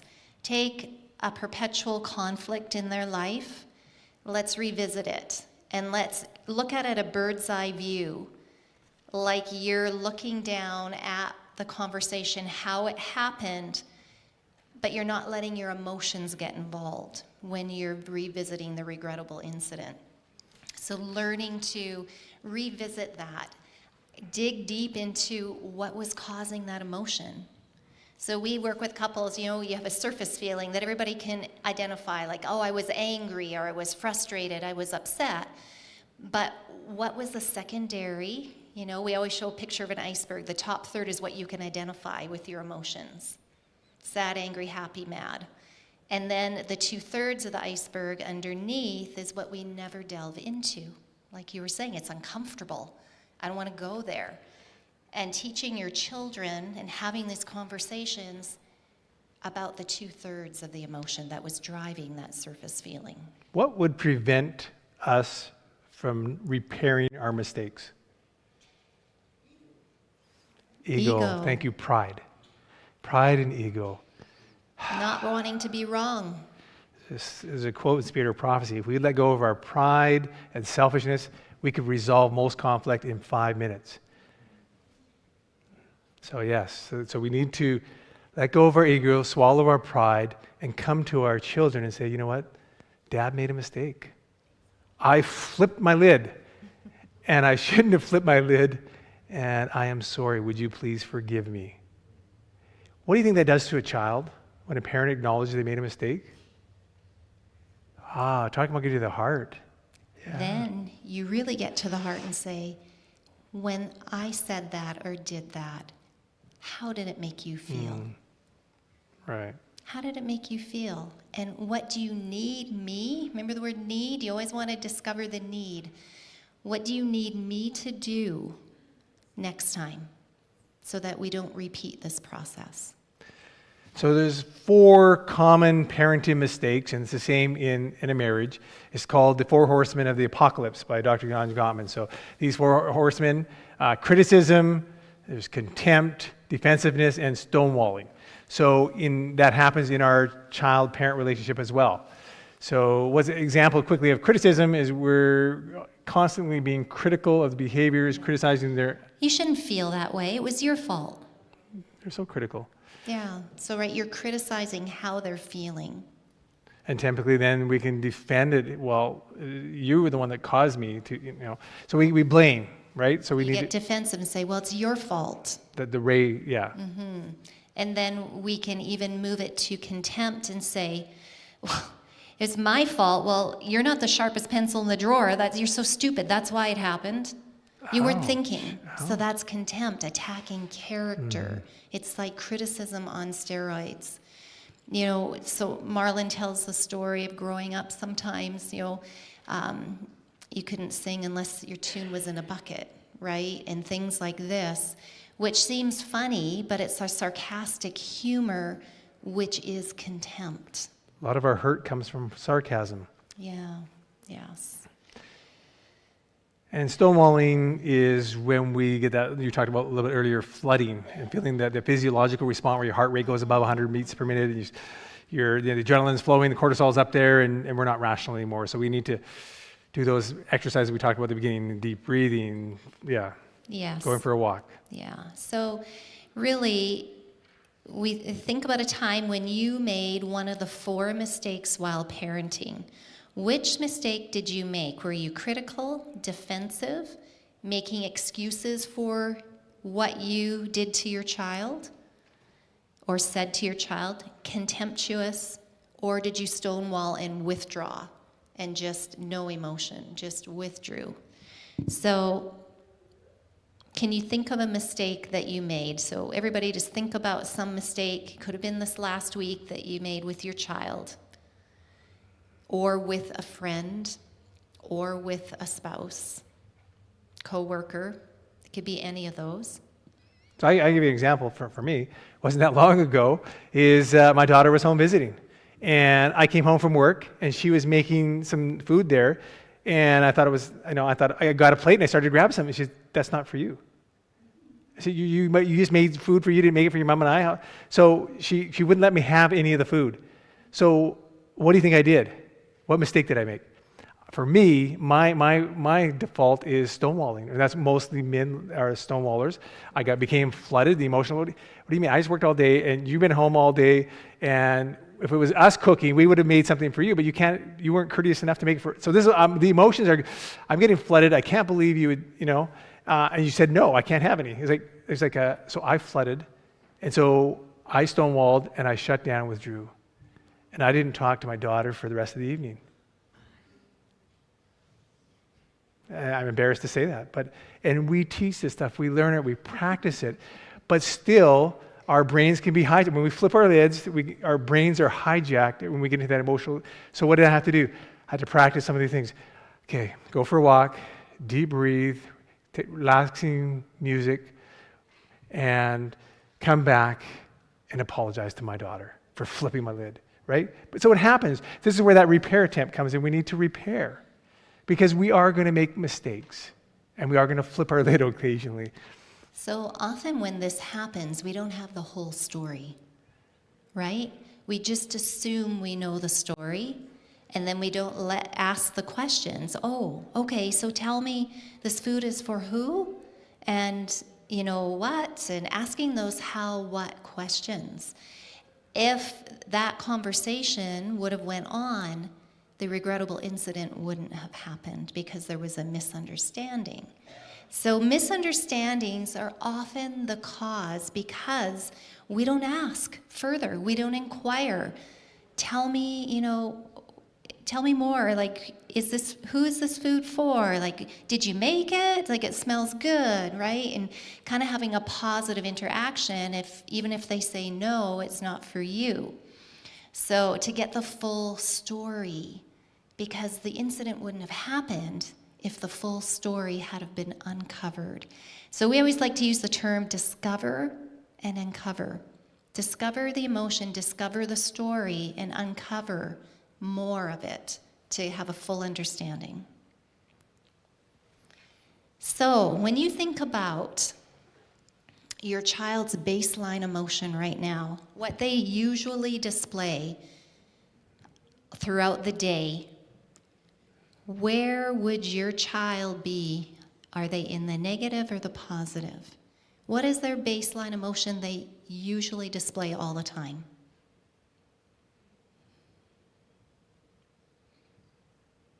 How many of you have children that live in the blue-green zone, the happy positive?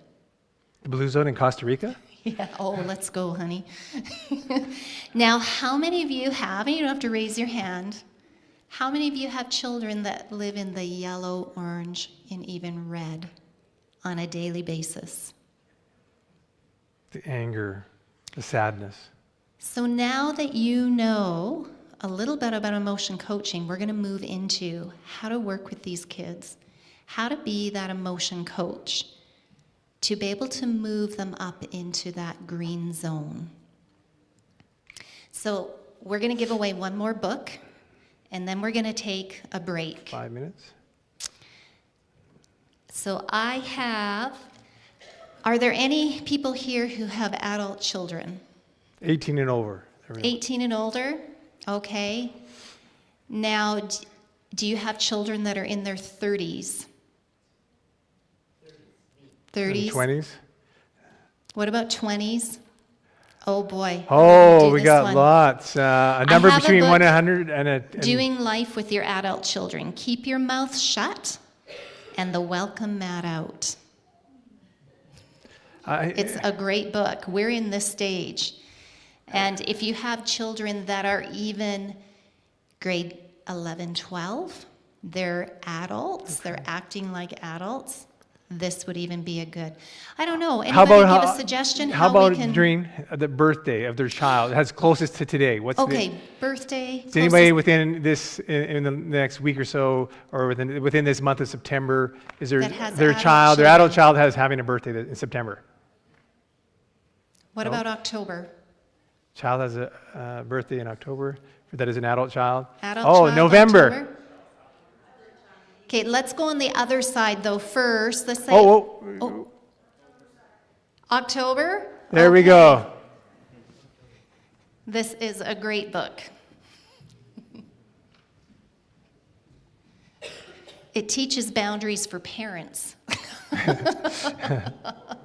Yes. Okay, let's take do you need a quick break or should we just power through? Power through, I'm seeing people. What do you think? Power through? Okay, let's just yeah. Okay. Sometimes my wife is very long-winded, so we got to power through. Or is it me?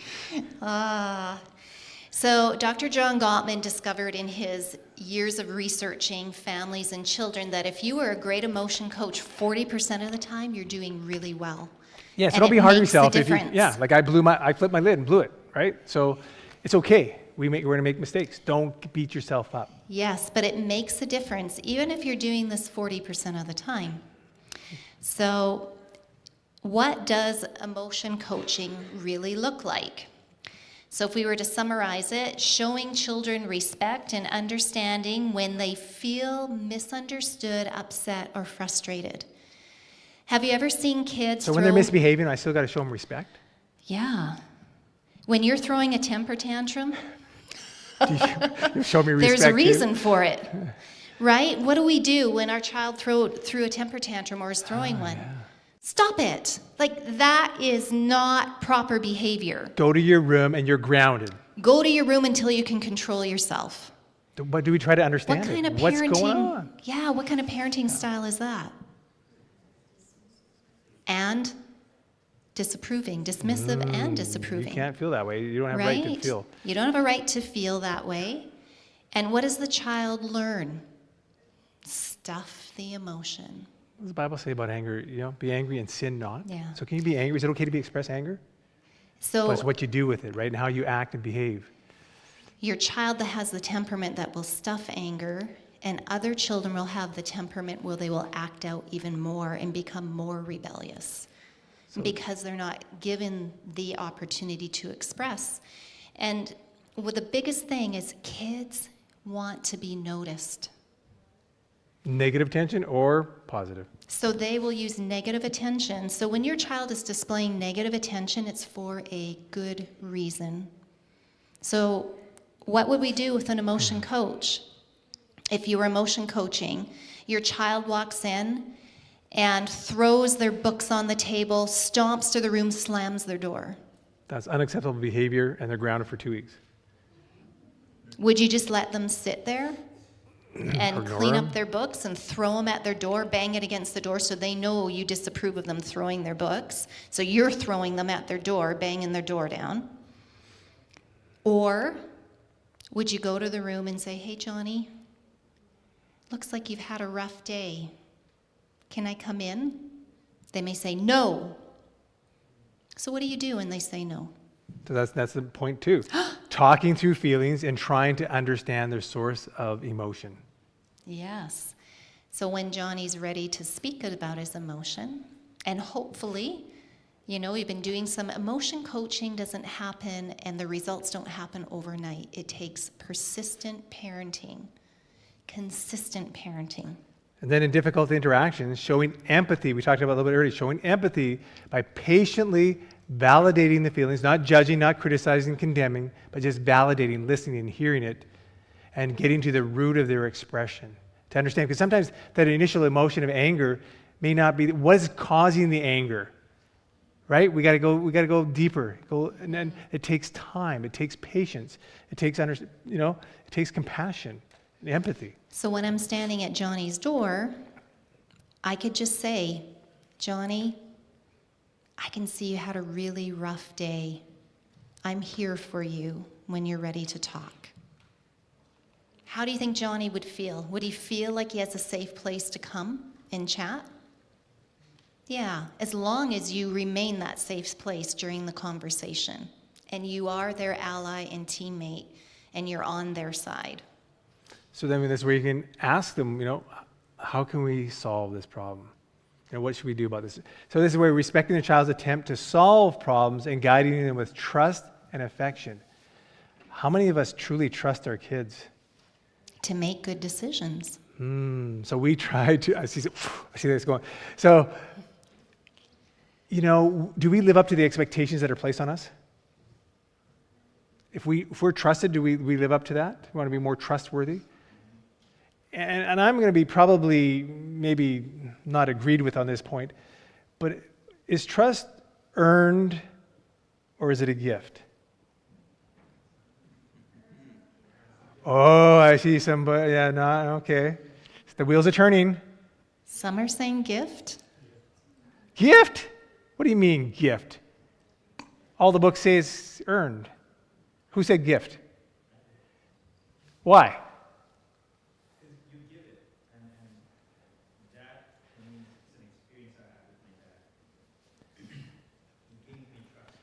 Let's hear this. This is important stuff. Here's got a mic there. Okay. So start again. It's a gift. It's a gift. And why I say so is because of my experience with my dad. Okay. My dad, he trusted me. Not that he should have. but he gave me the trust to say, you can do that. I know you can do it. And he let me go on a long holiday with a friend of mine, and he had the trust. And because he gave me that, it was very hard to cross the boundary. Beautiful. Isn't that's so powerful? But we grow up in a society that says you have to earn trust. We have to give a gift. I agree with you. We have to give a gift of trust. Now, can that trust grow or be broken? When we think of the parable of the prodigal son, the son coming home, there's 3 gifts that the father gives the son. What? The robe, the sandals, and the what? The ring. And what does the ring signify? The ability, and I think actually Pastor Levy had this in his sermon. The ring signifies the ability to do business for my father's company. Did he restore the trust even before the servant had anything out of it, or before his son had anything out of his mouth? The trust was restored. That's powerful. He gave him a baseline of trust again. Because I'll forgive you, but I don't trust you. You heard that? Maybe we said it. Do our children live up to the trust that we give them? I think with what you're saying, yes. Yeah, they do. We have to exercise trust as parents, even though we have the fear that our child's going to fail. And if they do fail, are we going to emotion coach them and continue to give them trust again? Yes. Right in front of you. My nephew, who's grown up now and whatever, but when he was small, he was a child that got into everything. Very active, whatever. Nobody could hardly do anything with him but me, because I trusted him. I would take him to camp meeting in Pugwash, Nova Scotia. If anybody's been there, the ocean is right there. He would sit outside my cabin door while I was getting dressed, and I would say, Joel, where are you? Right here, where you told me to be, Auntie.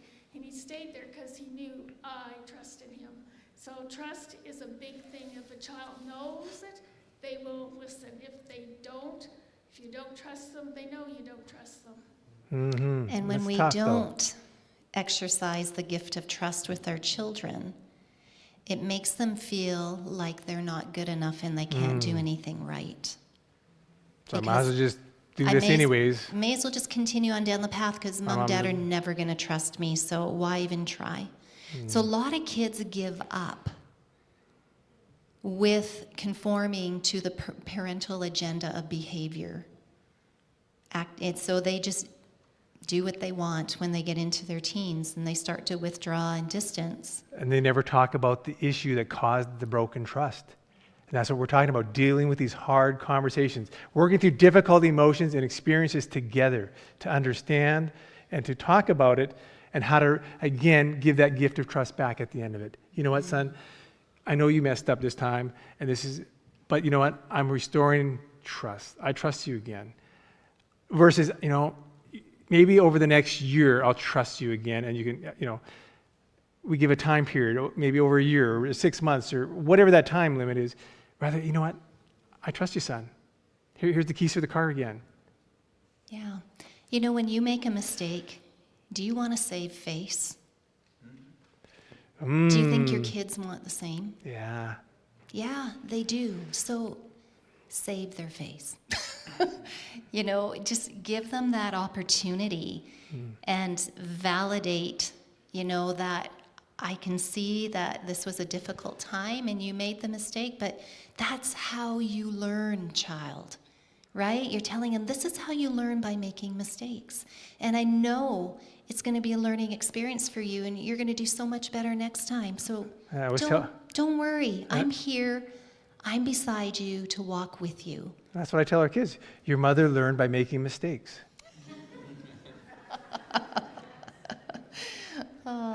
So the 5 steps of emotion coaching, what are they?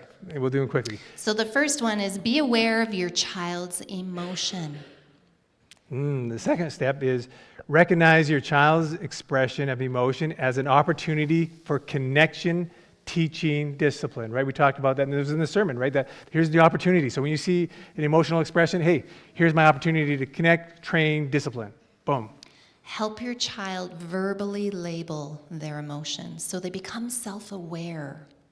You know, in a coaching session with married couples that are mature, if I'm going to ask some men here, can you name 6 emotions? Can you label them?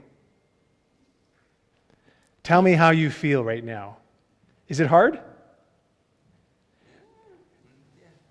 We've never learned to label our emotions, to understand. So when I ask men, like, I don't know, maybe anger is the only emotion they know how to express, but there's a list of 100 emotions, but we've never learned them. So if we can teach our kids young to label the emotions, to understand what that emotion, what that feeling right now, and we have a feeling sheet, right? Or this wheel of feelings to, okay, and we describe it as, oh, that's what I'm feeling. If we started teaching adults, ourselves, what those emotions are and feelings, so that we can then label it and share it with the child so they can understand what their emotions are instead of, I don't understand what I'm feeling. You know, most of my life, I felt 2 emotions. Well, 1. Anger. Anger. Yeah. And Sorry, I shouldn't have said the that. result, he got a lot of it at the beginning. And then the result was crying, and I felt nothing in between. Mm-hmm. Nothing. So I couldn't even label any other emotions in between because I had such an emotionally locked heart from events in my life. And it was the most amazing thing when I went through that forgiveness process with God and people that had hurt me. All of a sudden, I started experiencing all this emotion. And my husband was like, "What has happened to you?" He didn't know what to do with me because I was expressing joy. I was expressing, all of this. And it was he'd never seen that in me. So when we emotionally coach our children from babies, and even if you have adult children now, you can still emotion coach them. You can still repair. It is a life-changing experience for these children. And steps 4 and 5, communicate empathy and understanding. And we've talked about that a few times right now. In order to communicate empathy and understanding, that empathy, if our hearts are emotionally locked and we have that heart broke, how can we express empathy when we don't have it for ourselves and we can't communicate it? So that's the first step. So to learn to heal our own hearts so that we can give to others. That's where in the sermon today, love the Lord with all your heart. Most of us don't love with all our heart. We hold back a piece because we're afraid to be vulnerable and take a risk. So I'm going to hold back, even in our marriage. When I got married, I gave my wife half my heart because the other half I didn't want her to see because I was afraid she was going to not accept me and she was going to run, right? So now we love each other with all our hearts. And there's a difference when you've given all the heart.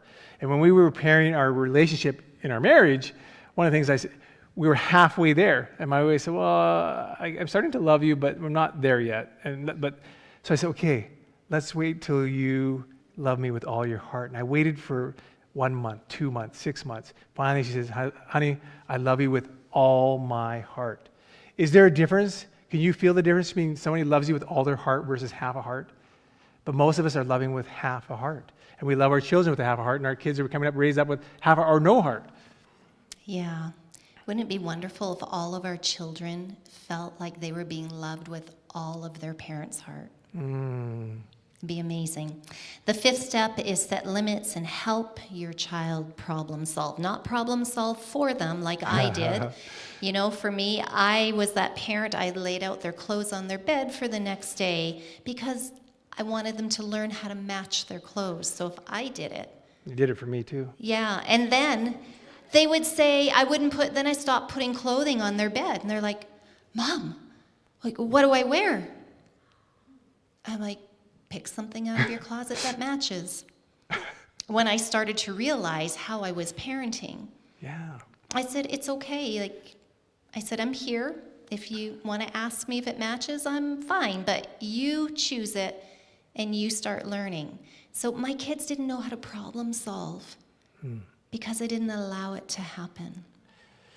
So we're going to go through some quick, aware of your child's emotions. So we need to be able to learn the expressions, of other people. That's part of the emotional intelligence, being able to not only regulate my emotions and manage, but to see and observe the emotions of the people around me for social interaction. So Your children need to be noticed. They want to be noticed. So if your child was expressing this emotion, what do you think they would be expressing? sadness, exactly. Sadness? How about this? What's this emotion? Somebody said, wow, Ah! like astonishment, or might be fear. Fear. Scared, yeah. Could be. How about this one?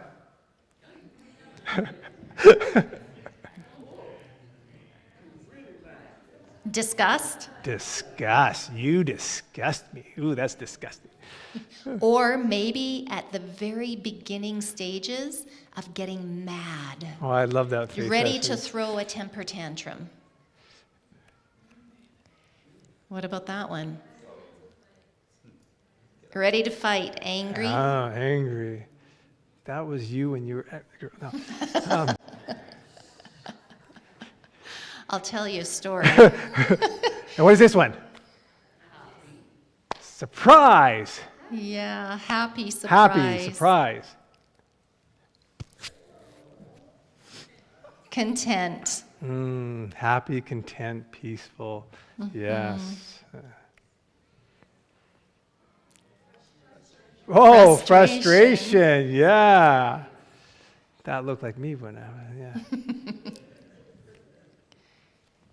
What about that? What did you say? Broken heart, maybe defiant, shut down. Maybe contempt. You're not going to tell me what to do. Rebellion. Yeah, rebellion. Yeah. So when I was an adolescent, my youngest brother, there's 5 of us in the family. My sister's the oldest, I'm the youngest. And 3 brothers in between. And I came along with the 5th child, like they were all 2 years apart, and then I came along, 5 years later. So my brother and I are 5 years apart. And he would push my buttons. I'd be baking cookies, he'd come and grab a handful of cookie dough and run, right? He'd just do things to provoke me. And this one day, after being provoked, I felt like year after year, I was chopping an onion, and he was coming by, and I think he poked me or something. I took the knife, and I threw it. It went through the kitchen window and missed him. I was seething with anger. Did I have parents that emotion coached me through those difficult times? I would complain and say, my brother, this and that, and I would even complain to him, say, why do you treat me this way? I don't do anything to bother you, and you come along and you just pester me. And so when we are an emotion coaching parent, and we have this situation currently going on in our home, we can start somewhere. So she told me this story 2 years after we were married. So I said, honey, why don't we go become vegetarian and get rid of all our steak knives and all our knives that we don't need anymore, right? We don't need any sharp knives in the house, right? So we got rid of all our knives, and we have no sharp knives in the house, just butter knives. So that's why I didn't know if I told you that. That's why we became vegetarian. Okay, all right. Yeah, so that was an extreme event in my life where can we be shocked and surprised at our own behavior? Even as parents, how we respond? I was shocked at how I responded. I'll be honest, I was absolutely shocked. I didn't know I had that in me. Should have asked me. But, as parents, we might have responded in a similar way that really hurt a child, and we didn't know we had that in us. So learning to emotion coach ourselves, emotion coach each other, be each other's emotion coach, model it in front of our children, then start working with our children. Step 2, recognize your child's expression of emotion as an opportunity for coaching and connection and teaching. Yes. So there was a study done, and they discovered that for toddlers, They are looking for connection and fun. And they choose fathers as playmates 3-to-1 compared to their moms. So toddlers want fun daddies, and daddies are really good at being fun. That is how God hardwired your brains. But what happens is sometimes we stop being fun daddy. And as kids grow, maybe fun daddy looks like something different to maintain connected. Hey, Daddy, can you come out and play? No. Daddy, I'm busy. can you come out and play, please? I want to go. Can we play ball? Okay, in an hour. An hour comes by. Daddy, okay, it's an hour. Can we come out and play now? We play, please, please. I have so much work to be done. I'm sorry, I can't come out and play. What do you think happens to the child's heart? They want to be noticed. They want to be seen. Because when they're noticed and seen, they feel loved. Do you see how easy it is to damage a heart? And the importance of coaching the heart or disciplining the heart, not the behavior. Because the behavior was annoying. Stop annoying me. Can't you see I'm busy? So what was the emotion behind? The daddy, daddy, daddy, daddy, please, come on, daddy. What do you think that child was wanting? What kind of emotion were they wanting to They're just being naughty and experience? rebellious. Were they? Or they just want to hang out and spend some time. Were they craving I heard a lot of people connection? say, my parents didn't spend time with me, right? Is that the biggest complaint? If I was to go back and do it over, could we ever spend too much time with our kids? No. I could just have 5 more minutes. I mean, our kids are now 21, 23. It went so fast. Take And they the will time. tell you all they remember is seeing my back because they were chasing me from room to room as I was working and doing things or in the kitchen. And they remember just sitting there and wishing they could have face-to-face with me. So guess what I'm doing with them now? Face-to-face.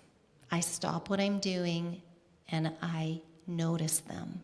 And I actually do that with connect. my wife too. Said, honey, can you put that down? And can you turn toward, can we have a face-to-face Yeah. conversation? Because she's so busy. I actually have to gently, Hannah, can we It's talk? true. Yeah. There's something when you look in each other's eyes and when you go face-to-face communication, it's different when you're just talking, right? Because you got your Connection full happens. attention and understanding. If you feel understood, if I'm talking to you and I'm turning like this, and I'm, hey, hi, brother, how you doing? Like, do you feel like I'm connecting with you or that you're understanding? Or no. But we do that with our kids. We're busy, and our spouses. Now, moving up to preschool. So in preschool years, children are looking for comfort from their parents. They're still wanting to attach. But what happens is they're experiencing life. They're starting to experience playmates, play dates, where their little friend steals their toy and then they break out into crying. And so what they're really looking for is to know that you are there and you are ready to comfort them. Now, if we move on into adolescent teen years, teens are looking for an intellectual conversation with you. They're starting to want to have that intellectual conversation. They're wanting to come to you as a consultant, not for you to tell them what to do, but to consult with you and run things by you, and to have you be their ally and, let's say, friend, right? You're still going to be their parent, but you're going to treat them like you would treat a friend. So they're coming to you and they're bouncing things off of you. And as they're bouncing things off of you, if you said, why would you do that? Do you think that would shut them down pretty quickly? Rather than listening and saying, oh, yeah, that's an interesting idea. How do you think that would play out? And when you're asking the question, how do you think that would play out? You're helping them to problem solve. You're not saying, I don't think that's going to play out very well. That would be doing it for them. We have 20 minutes to finish this. Okay. Step number 3, help your child verbally label their emotions. And we talked about that a little bit, or just learning, going through a feeling wheel or going through the emotional chart, and starting to understand what that looks like. Yeah, so you can, even if you have young children, you can have an emotional, there's lots of sheets. If you Google them, you can print them off with all the different emotions. And we have an emotional, identifying your feelings, we have some sheets and exercises. So whoever wants the sheets and some of this material, will send you a package of a bunch of forms so you can work through this. There's creative activities, going through a magazine and cutting out faces, getting them to help to identify what those labels and what that looks like in people, and identifying themselves and others, so that they can recognize when their friend is sad, right? So they can maybe help they can start coaching their friends. So as your children become aware of their own emotions, they're going to become aware of your emotions. They're going to become aware of their friends' emotions. Have you ever met people that are totally unaware? Like, you'll say to them, oh, that person looks sad. And they'll say, really? You think so? No, I don't think so. So becoming aware helps you to bring out that compassion within you. And then it's teaching your children, as they are being aware of other people's emotions, it's teaching them how to be compassionate. Let me ask you, if your brother comes into the church and he has a sad face, what do? You ignore him, right? Dismissive. You say, happy Sabbath, brother, and you walk past. Does somebody take time to stop and say, brother, you look a little sad today. You want to talk about it? Do we do that? We can be dismissive friends and disapproving friends, or we can be emotionally coaching Do we do that with friends. our children? Sometimes my son can come home, or my wife come home, and we just kind of want to dismiss it or ignore it, because I don't really want to get into it, right? We don't want to get too involved. We don't want to go deep. So what you want to do with your children is teach them how, you want to use empathy statements and teaching them how to do them. So you say, honey, how are you feeling? Honey, how are you feeling today? You Pretty good, thanks. Oh, okay, you're feeling pretty good. So what's making you feel so good today? I just spend some quality time with my wife. Okay. Sitting close together at a seminar. Okay. So if you have a child walk through the door after school and they have a sad look on your face, you can say, Susie, you look sad. Say, yeah, I don't know. I just need some time. It was kind of a rough day. Okay, so I'm validating. So you've had a rough day, Susie. That's what validating means. I can see why you're feeling sad. I can see why you're feeling sad. Take a little bit of time, and when you want to talk, I'm here. And is it okay for them to feel sad? Yeah. All emotions are acceptable, but not all behavior is acceptable. Yes. Step 4, communicate empathy and understanding. I think we've kind of talked this. Yeah, we have. You know, this is a great picture. Doesn't that look warm and loving and accepting? When I saw that, it was like, wow. Yeah.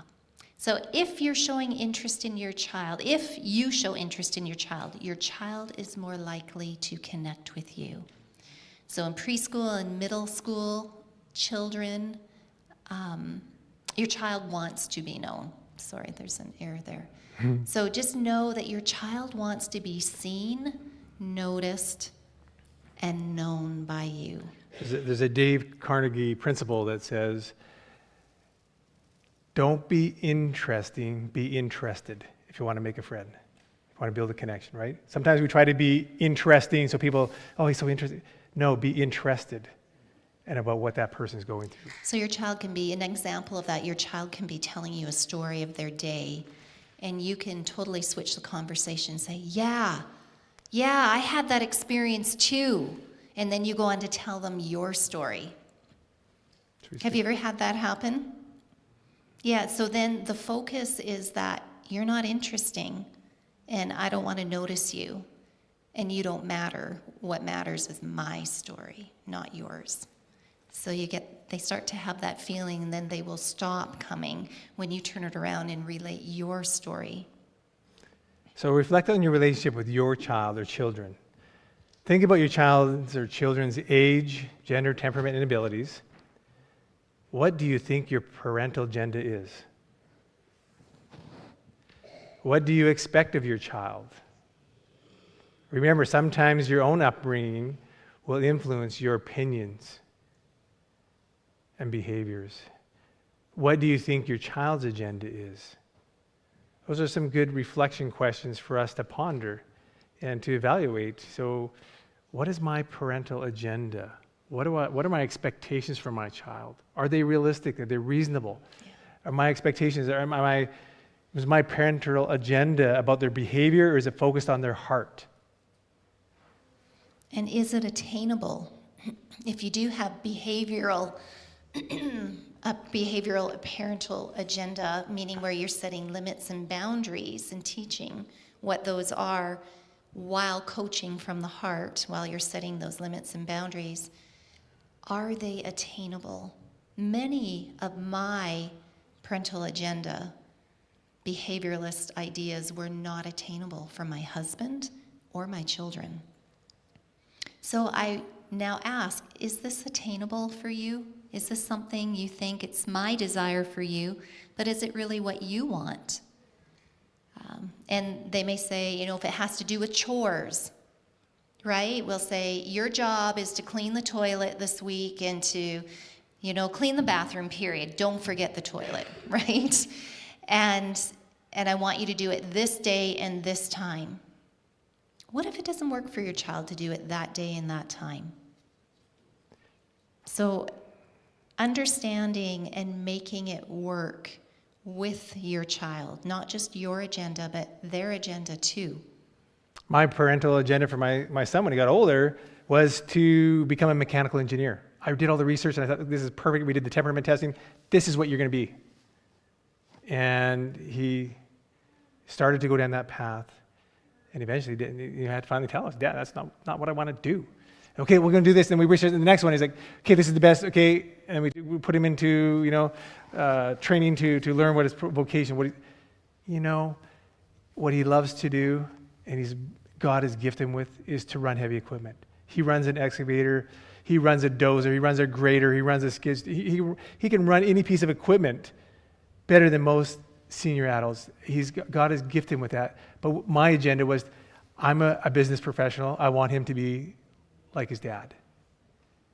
But the trades, he's so amazing. So again, what is our child's agenda? What does he want? Not what do I want or think the best career for him is. What does he think? What's best for his aptitude so he's happy? So sometimes we have to rewrite our agenda to align with our child's agenda so that they feel loved by us. Yeah.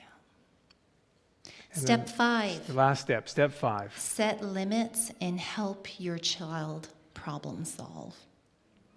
So, 95% of emotion coaching is understanding and giving empathy. So if you don't understand and then you come to problem solving, you may be problem solving the wrong problem, what you think the problem is, but yet the problem is something different. So having that understanding, having the conversation with your child to truly understand is so important before you even start problem solving with them. And then what's even better is understanding really how your child will feel and connect to you through the process of this problem solving. So, we can be sad with our child sometimes because they're not problem solving the way we think they should be. But it's important to align with what their agenda is too, especially we're talking about teens, right? And adult years. And it's okay if they don't want to problem solve with you. Maybe all they want from you at this stage is empathy, compassion. And just say, I just want you to listen. As I am speaking out loud and problem solving and trying to solve the problem, I don't necessarily want you to be a part of it. I just want you to listen. Hey, that sounds exactly what you want from me. Yeah. Just to listen, to understand, to care, and To not solve the problem? Be on my team. Your child might come to you and then they're problem solving and then they switch into daydream mode. Oh, this is what I'd really like to do.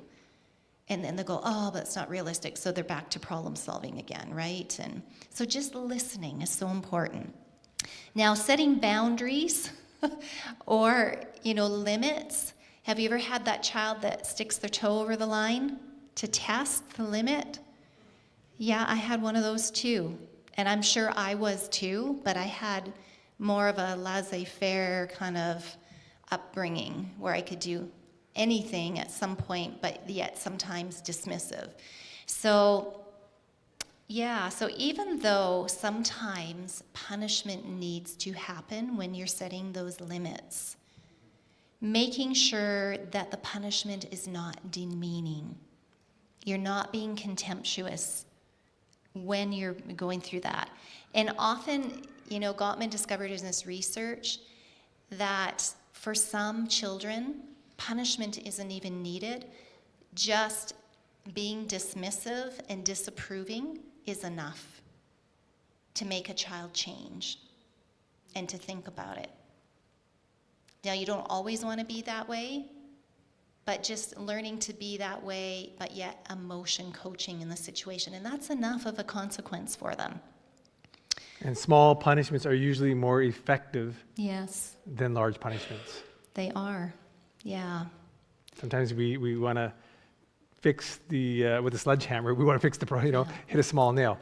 And one other thing they discovered in the research is when your child knows the limits and they know what to expect, there's better behavior from that child. And this is one thing I will attest that worked well, my parenting style. When we would come to church, as we were driving up, I say, we're going to go into the church, into God's house. And remember, in God's house, we're very quiet, we're respectful, we don't run, and you need to be with mommy and daddy at all times other than when you're in your Sabbath school class. You don't go running off. You don't do it. So I had all of these limits and boundaries for them. And when they were infants and they started to cry, I would try to pacify them in the pew. If that didn't work, I would whisper in their ear, we're in God's house. You have to be quiet in God's house. We don't want to disrupt other people from hearing God speaking to them. And if they continued, then I would say, if you continue, mommy's going to have to take you out, and then there's going to be a punishment. You'll get a swat on your hand. And that's how I started when they were little. And then, when they became 1 year old, 2 years old, I would say, okay, if you put up a fuss, you need to sit here in the pew, really quiet next to us. We have your quiet toys. We have all of this. But you need to sit on the bench. So I had all these limits of what they could do. Did it seem confining? Some people might think it was confining. But when my kids knew what the limits were, they didn't have any trouble when I told them why. This was so key and so important. Do we tell our children why there are limits? Or do we just say, do what I say? I think Pastor, again, in the sermon today, discipline. Kids need discipline. They work better with some limits and discipline. Even though they might not like it, they need it and it's healthy for them and they actually prosper with it. Yeah. So your disapproval or disappointment is the most powerful punishment your child can experience if you do emotion coaching with it consistently. Once you understand and your child feels you understand, you can move into problem solving. So don't try to jump into problem solving without understanding and exploring the issue. In problem solving, there are two sets of goals, yours and your child's, and maybe your spouse's. You want to find a solution that meets both sets of goals, and you want, again, to have them involved in that process. So in this picture, how old do you think this boy would be? Maybe 6, 7. So you can start the process and involve them in the problem solving. Ask them what they would do. Get that critical thinking going. and developing it. Let me just go to the summary here. Talked about that. Yeah, we're going to move ahead because we're... So what are the benefits of emotion coaching? Yeah, it helps your child control impulses and be able to withstand delayed gratification, which builds that emotional regulation. It helps them to learn to self-soothe when they're feeling those physiological, Yeah. the blood pressure going up, the heart rate going up, and they can start to self-soothe on their own. Right, so you're teaching them how to do this. It helps them to focus and maintain attention when they're able to regulate their emotions. Is it hard to maintain focus when you're frustrated or angry or upset? Extremely hard. Yeah. They perform better academically, and they cope with life's ups and downs more effectively. Yeah. So in summary, what are the 5 steps of emotion coaching? Well, the first one is, let's read it together. You read it. Number Step 2. 2.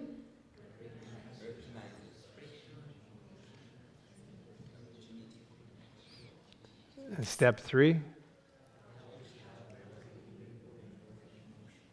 Step 4. And step 5. Do these steps make sense? You can see the benefits? How it's just change or switch in how we've traditionally thought of parenting and focusing on the behavior versus the emotion. And once we focus on the emotion, the behavior will take care of itself usually, right? That's what God wants for the relationship with you and me. He wants the heart. Because if he gets the heart, the behavior will change. If we try to change the behavior with a bitter heart, what happens? Resentment. Yeah, bitterness, resentment. So we're going to leave you with this. One thing. If you could change one thing in your parenting style today, what would it be? One thing you want to change today. What is it? More empathy. Thank you, brother.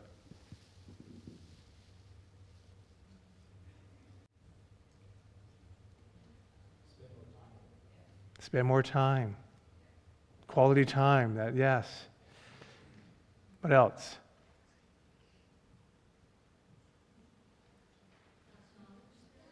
Pardon me? Acknowledge their emotions. Notice. Even those subtle, turning of the, downward mouth turn, even if it's very subtle, noticing it. What about understanding? Taking the time to understand before we judge our children. All right. Well, thank you on a beautiful afternoon for staying behind and talking about this important, today with the Family Life Ministries in the church, with starting with Pastor Genna's sermon and doing the seminar. We value and recognize the importance and the difficulty of raising, children in this day and age, and grandchildren, and being there for our children, helping them to learn. Adult children. Yeah. So this all applies to adult children. It applies to any relationship, actually, in your life. So why don't we end with a word of prayer? Dear Heavenly Father, we just want to thank you for the gift of parenting, for the opportunity to co-partner with you to raise these beautiful children that bring enrichment and joy into our lives, Lord. With that you would teach our hearts to show love and compassion and empathy towards our children, help us to understand them. And as we move into an emotion coaching model and to start caring about their hearts and not focus so much on their behavior, Lord, I just pray that you be with each one of us. Whatever age or stage our children are at, or our grandchildren, that you would give us the wisdom and the heart to love and to train up children, Lord, that will glorify you and represent your image of love to the world. In Jesus' name, amen. Amen. We have 2 more books to give away before you go. So we have one called Raising an Emotionally Intelligent Child. And another one that has family time ideas. So we're going to choose a family with the most school-age children. So how many have 3 children? 4? 5? 4. 4? Okay, I don't think you have 3. Is everybody with 4? So both have 3. Okay. A number between 1 and 10? Yeah, between 1 and 10. Pick a number. 7. Pick a number. Yeah, it was 5. Okay. She read my mind. Oh, no. Okay, the next one is, you can take it and hand it out. Family time. Family time. Simple ways to speak the love languages to your children. Yeah, So for these, more for younger children. it is. It is younger children. So did we have there was a 2-year-old, right? Somebody said 2? 3? Yeah, we had 2, but we already got it first.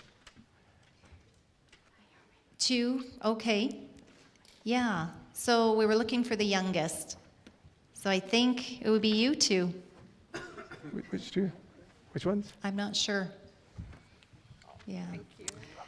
Okay. Well, thank you for spending the afternoon with us and just being willing to just put some more time and effort into your children because it's so important, so important. Now you can go home, discover your parenting style if you haven't already, and then start to practice being that emotion coach for your children and for your family. You're welcome.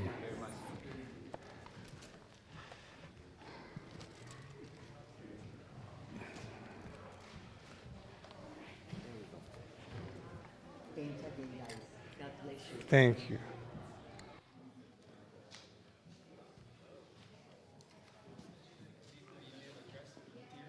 Yes. Oh yeah, if anybody wants to give us their email address so that we can send some of the materials, some of the forms that you can work through some activities, please come up here and sign up on the sheet. There's a sign up sheet for your email.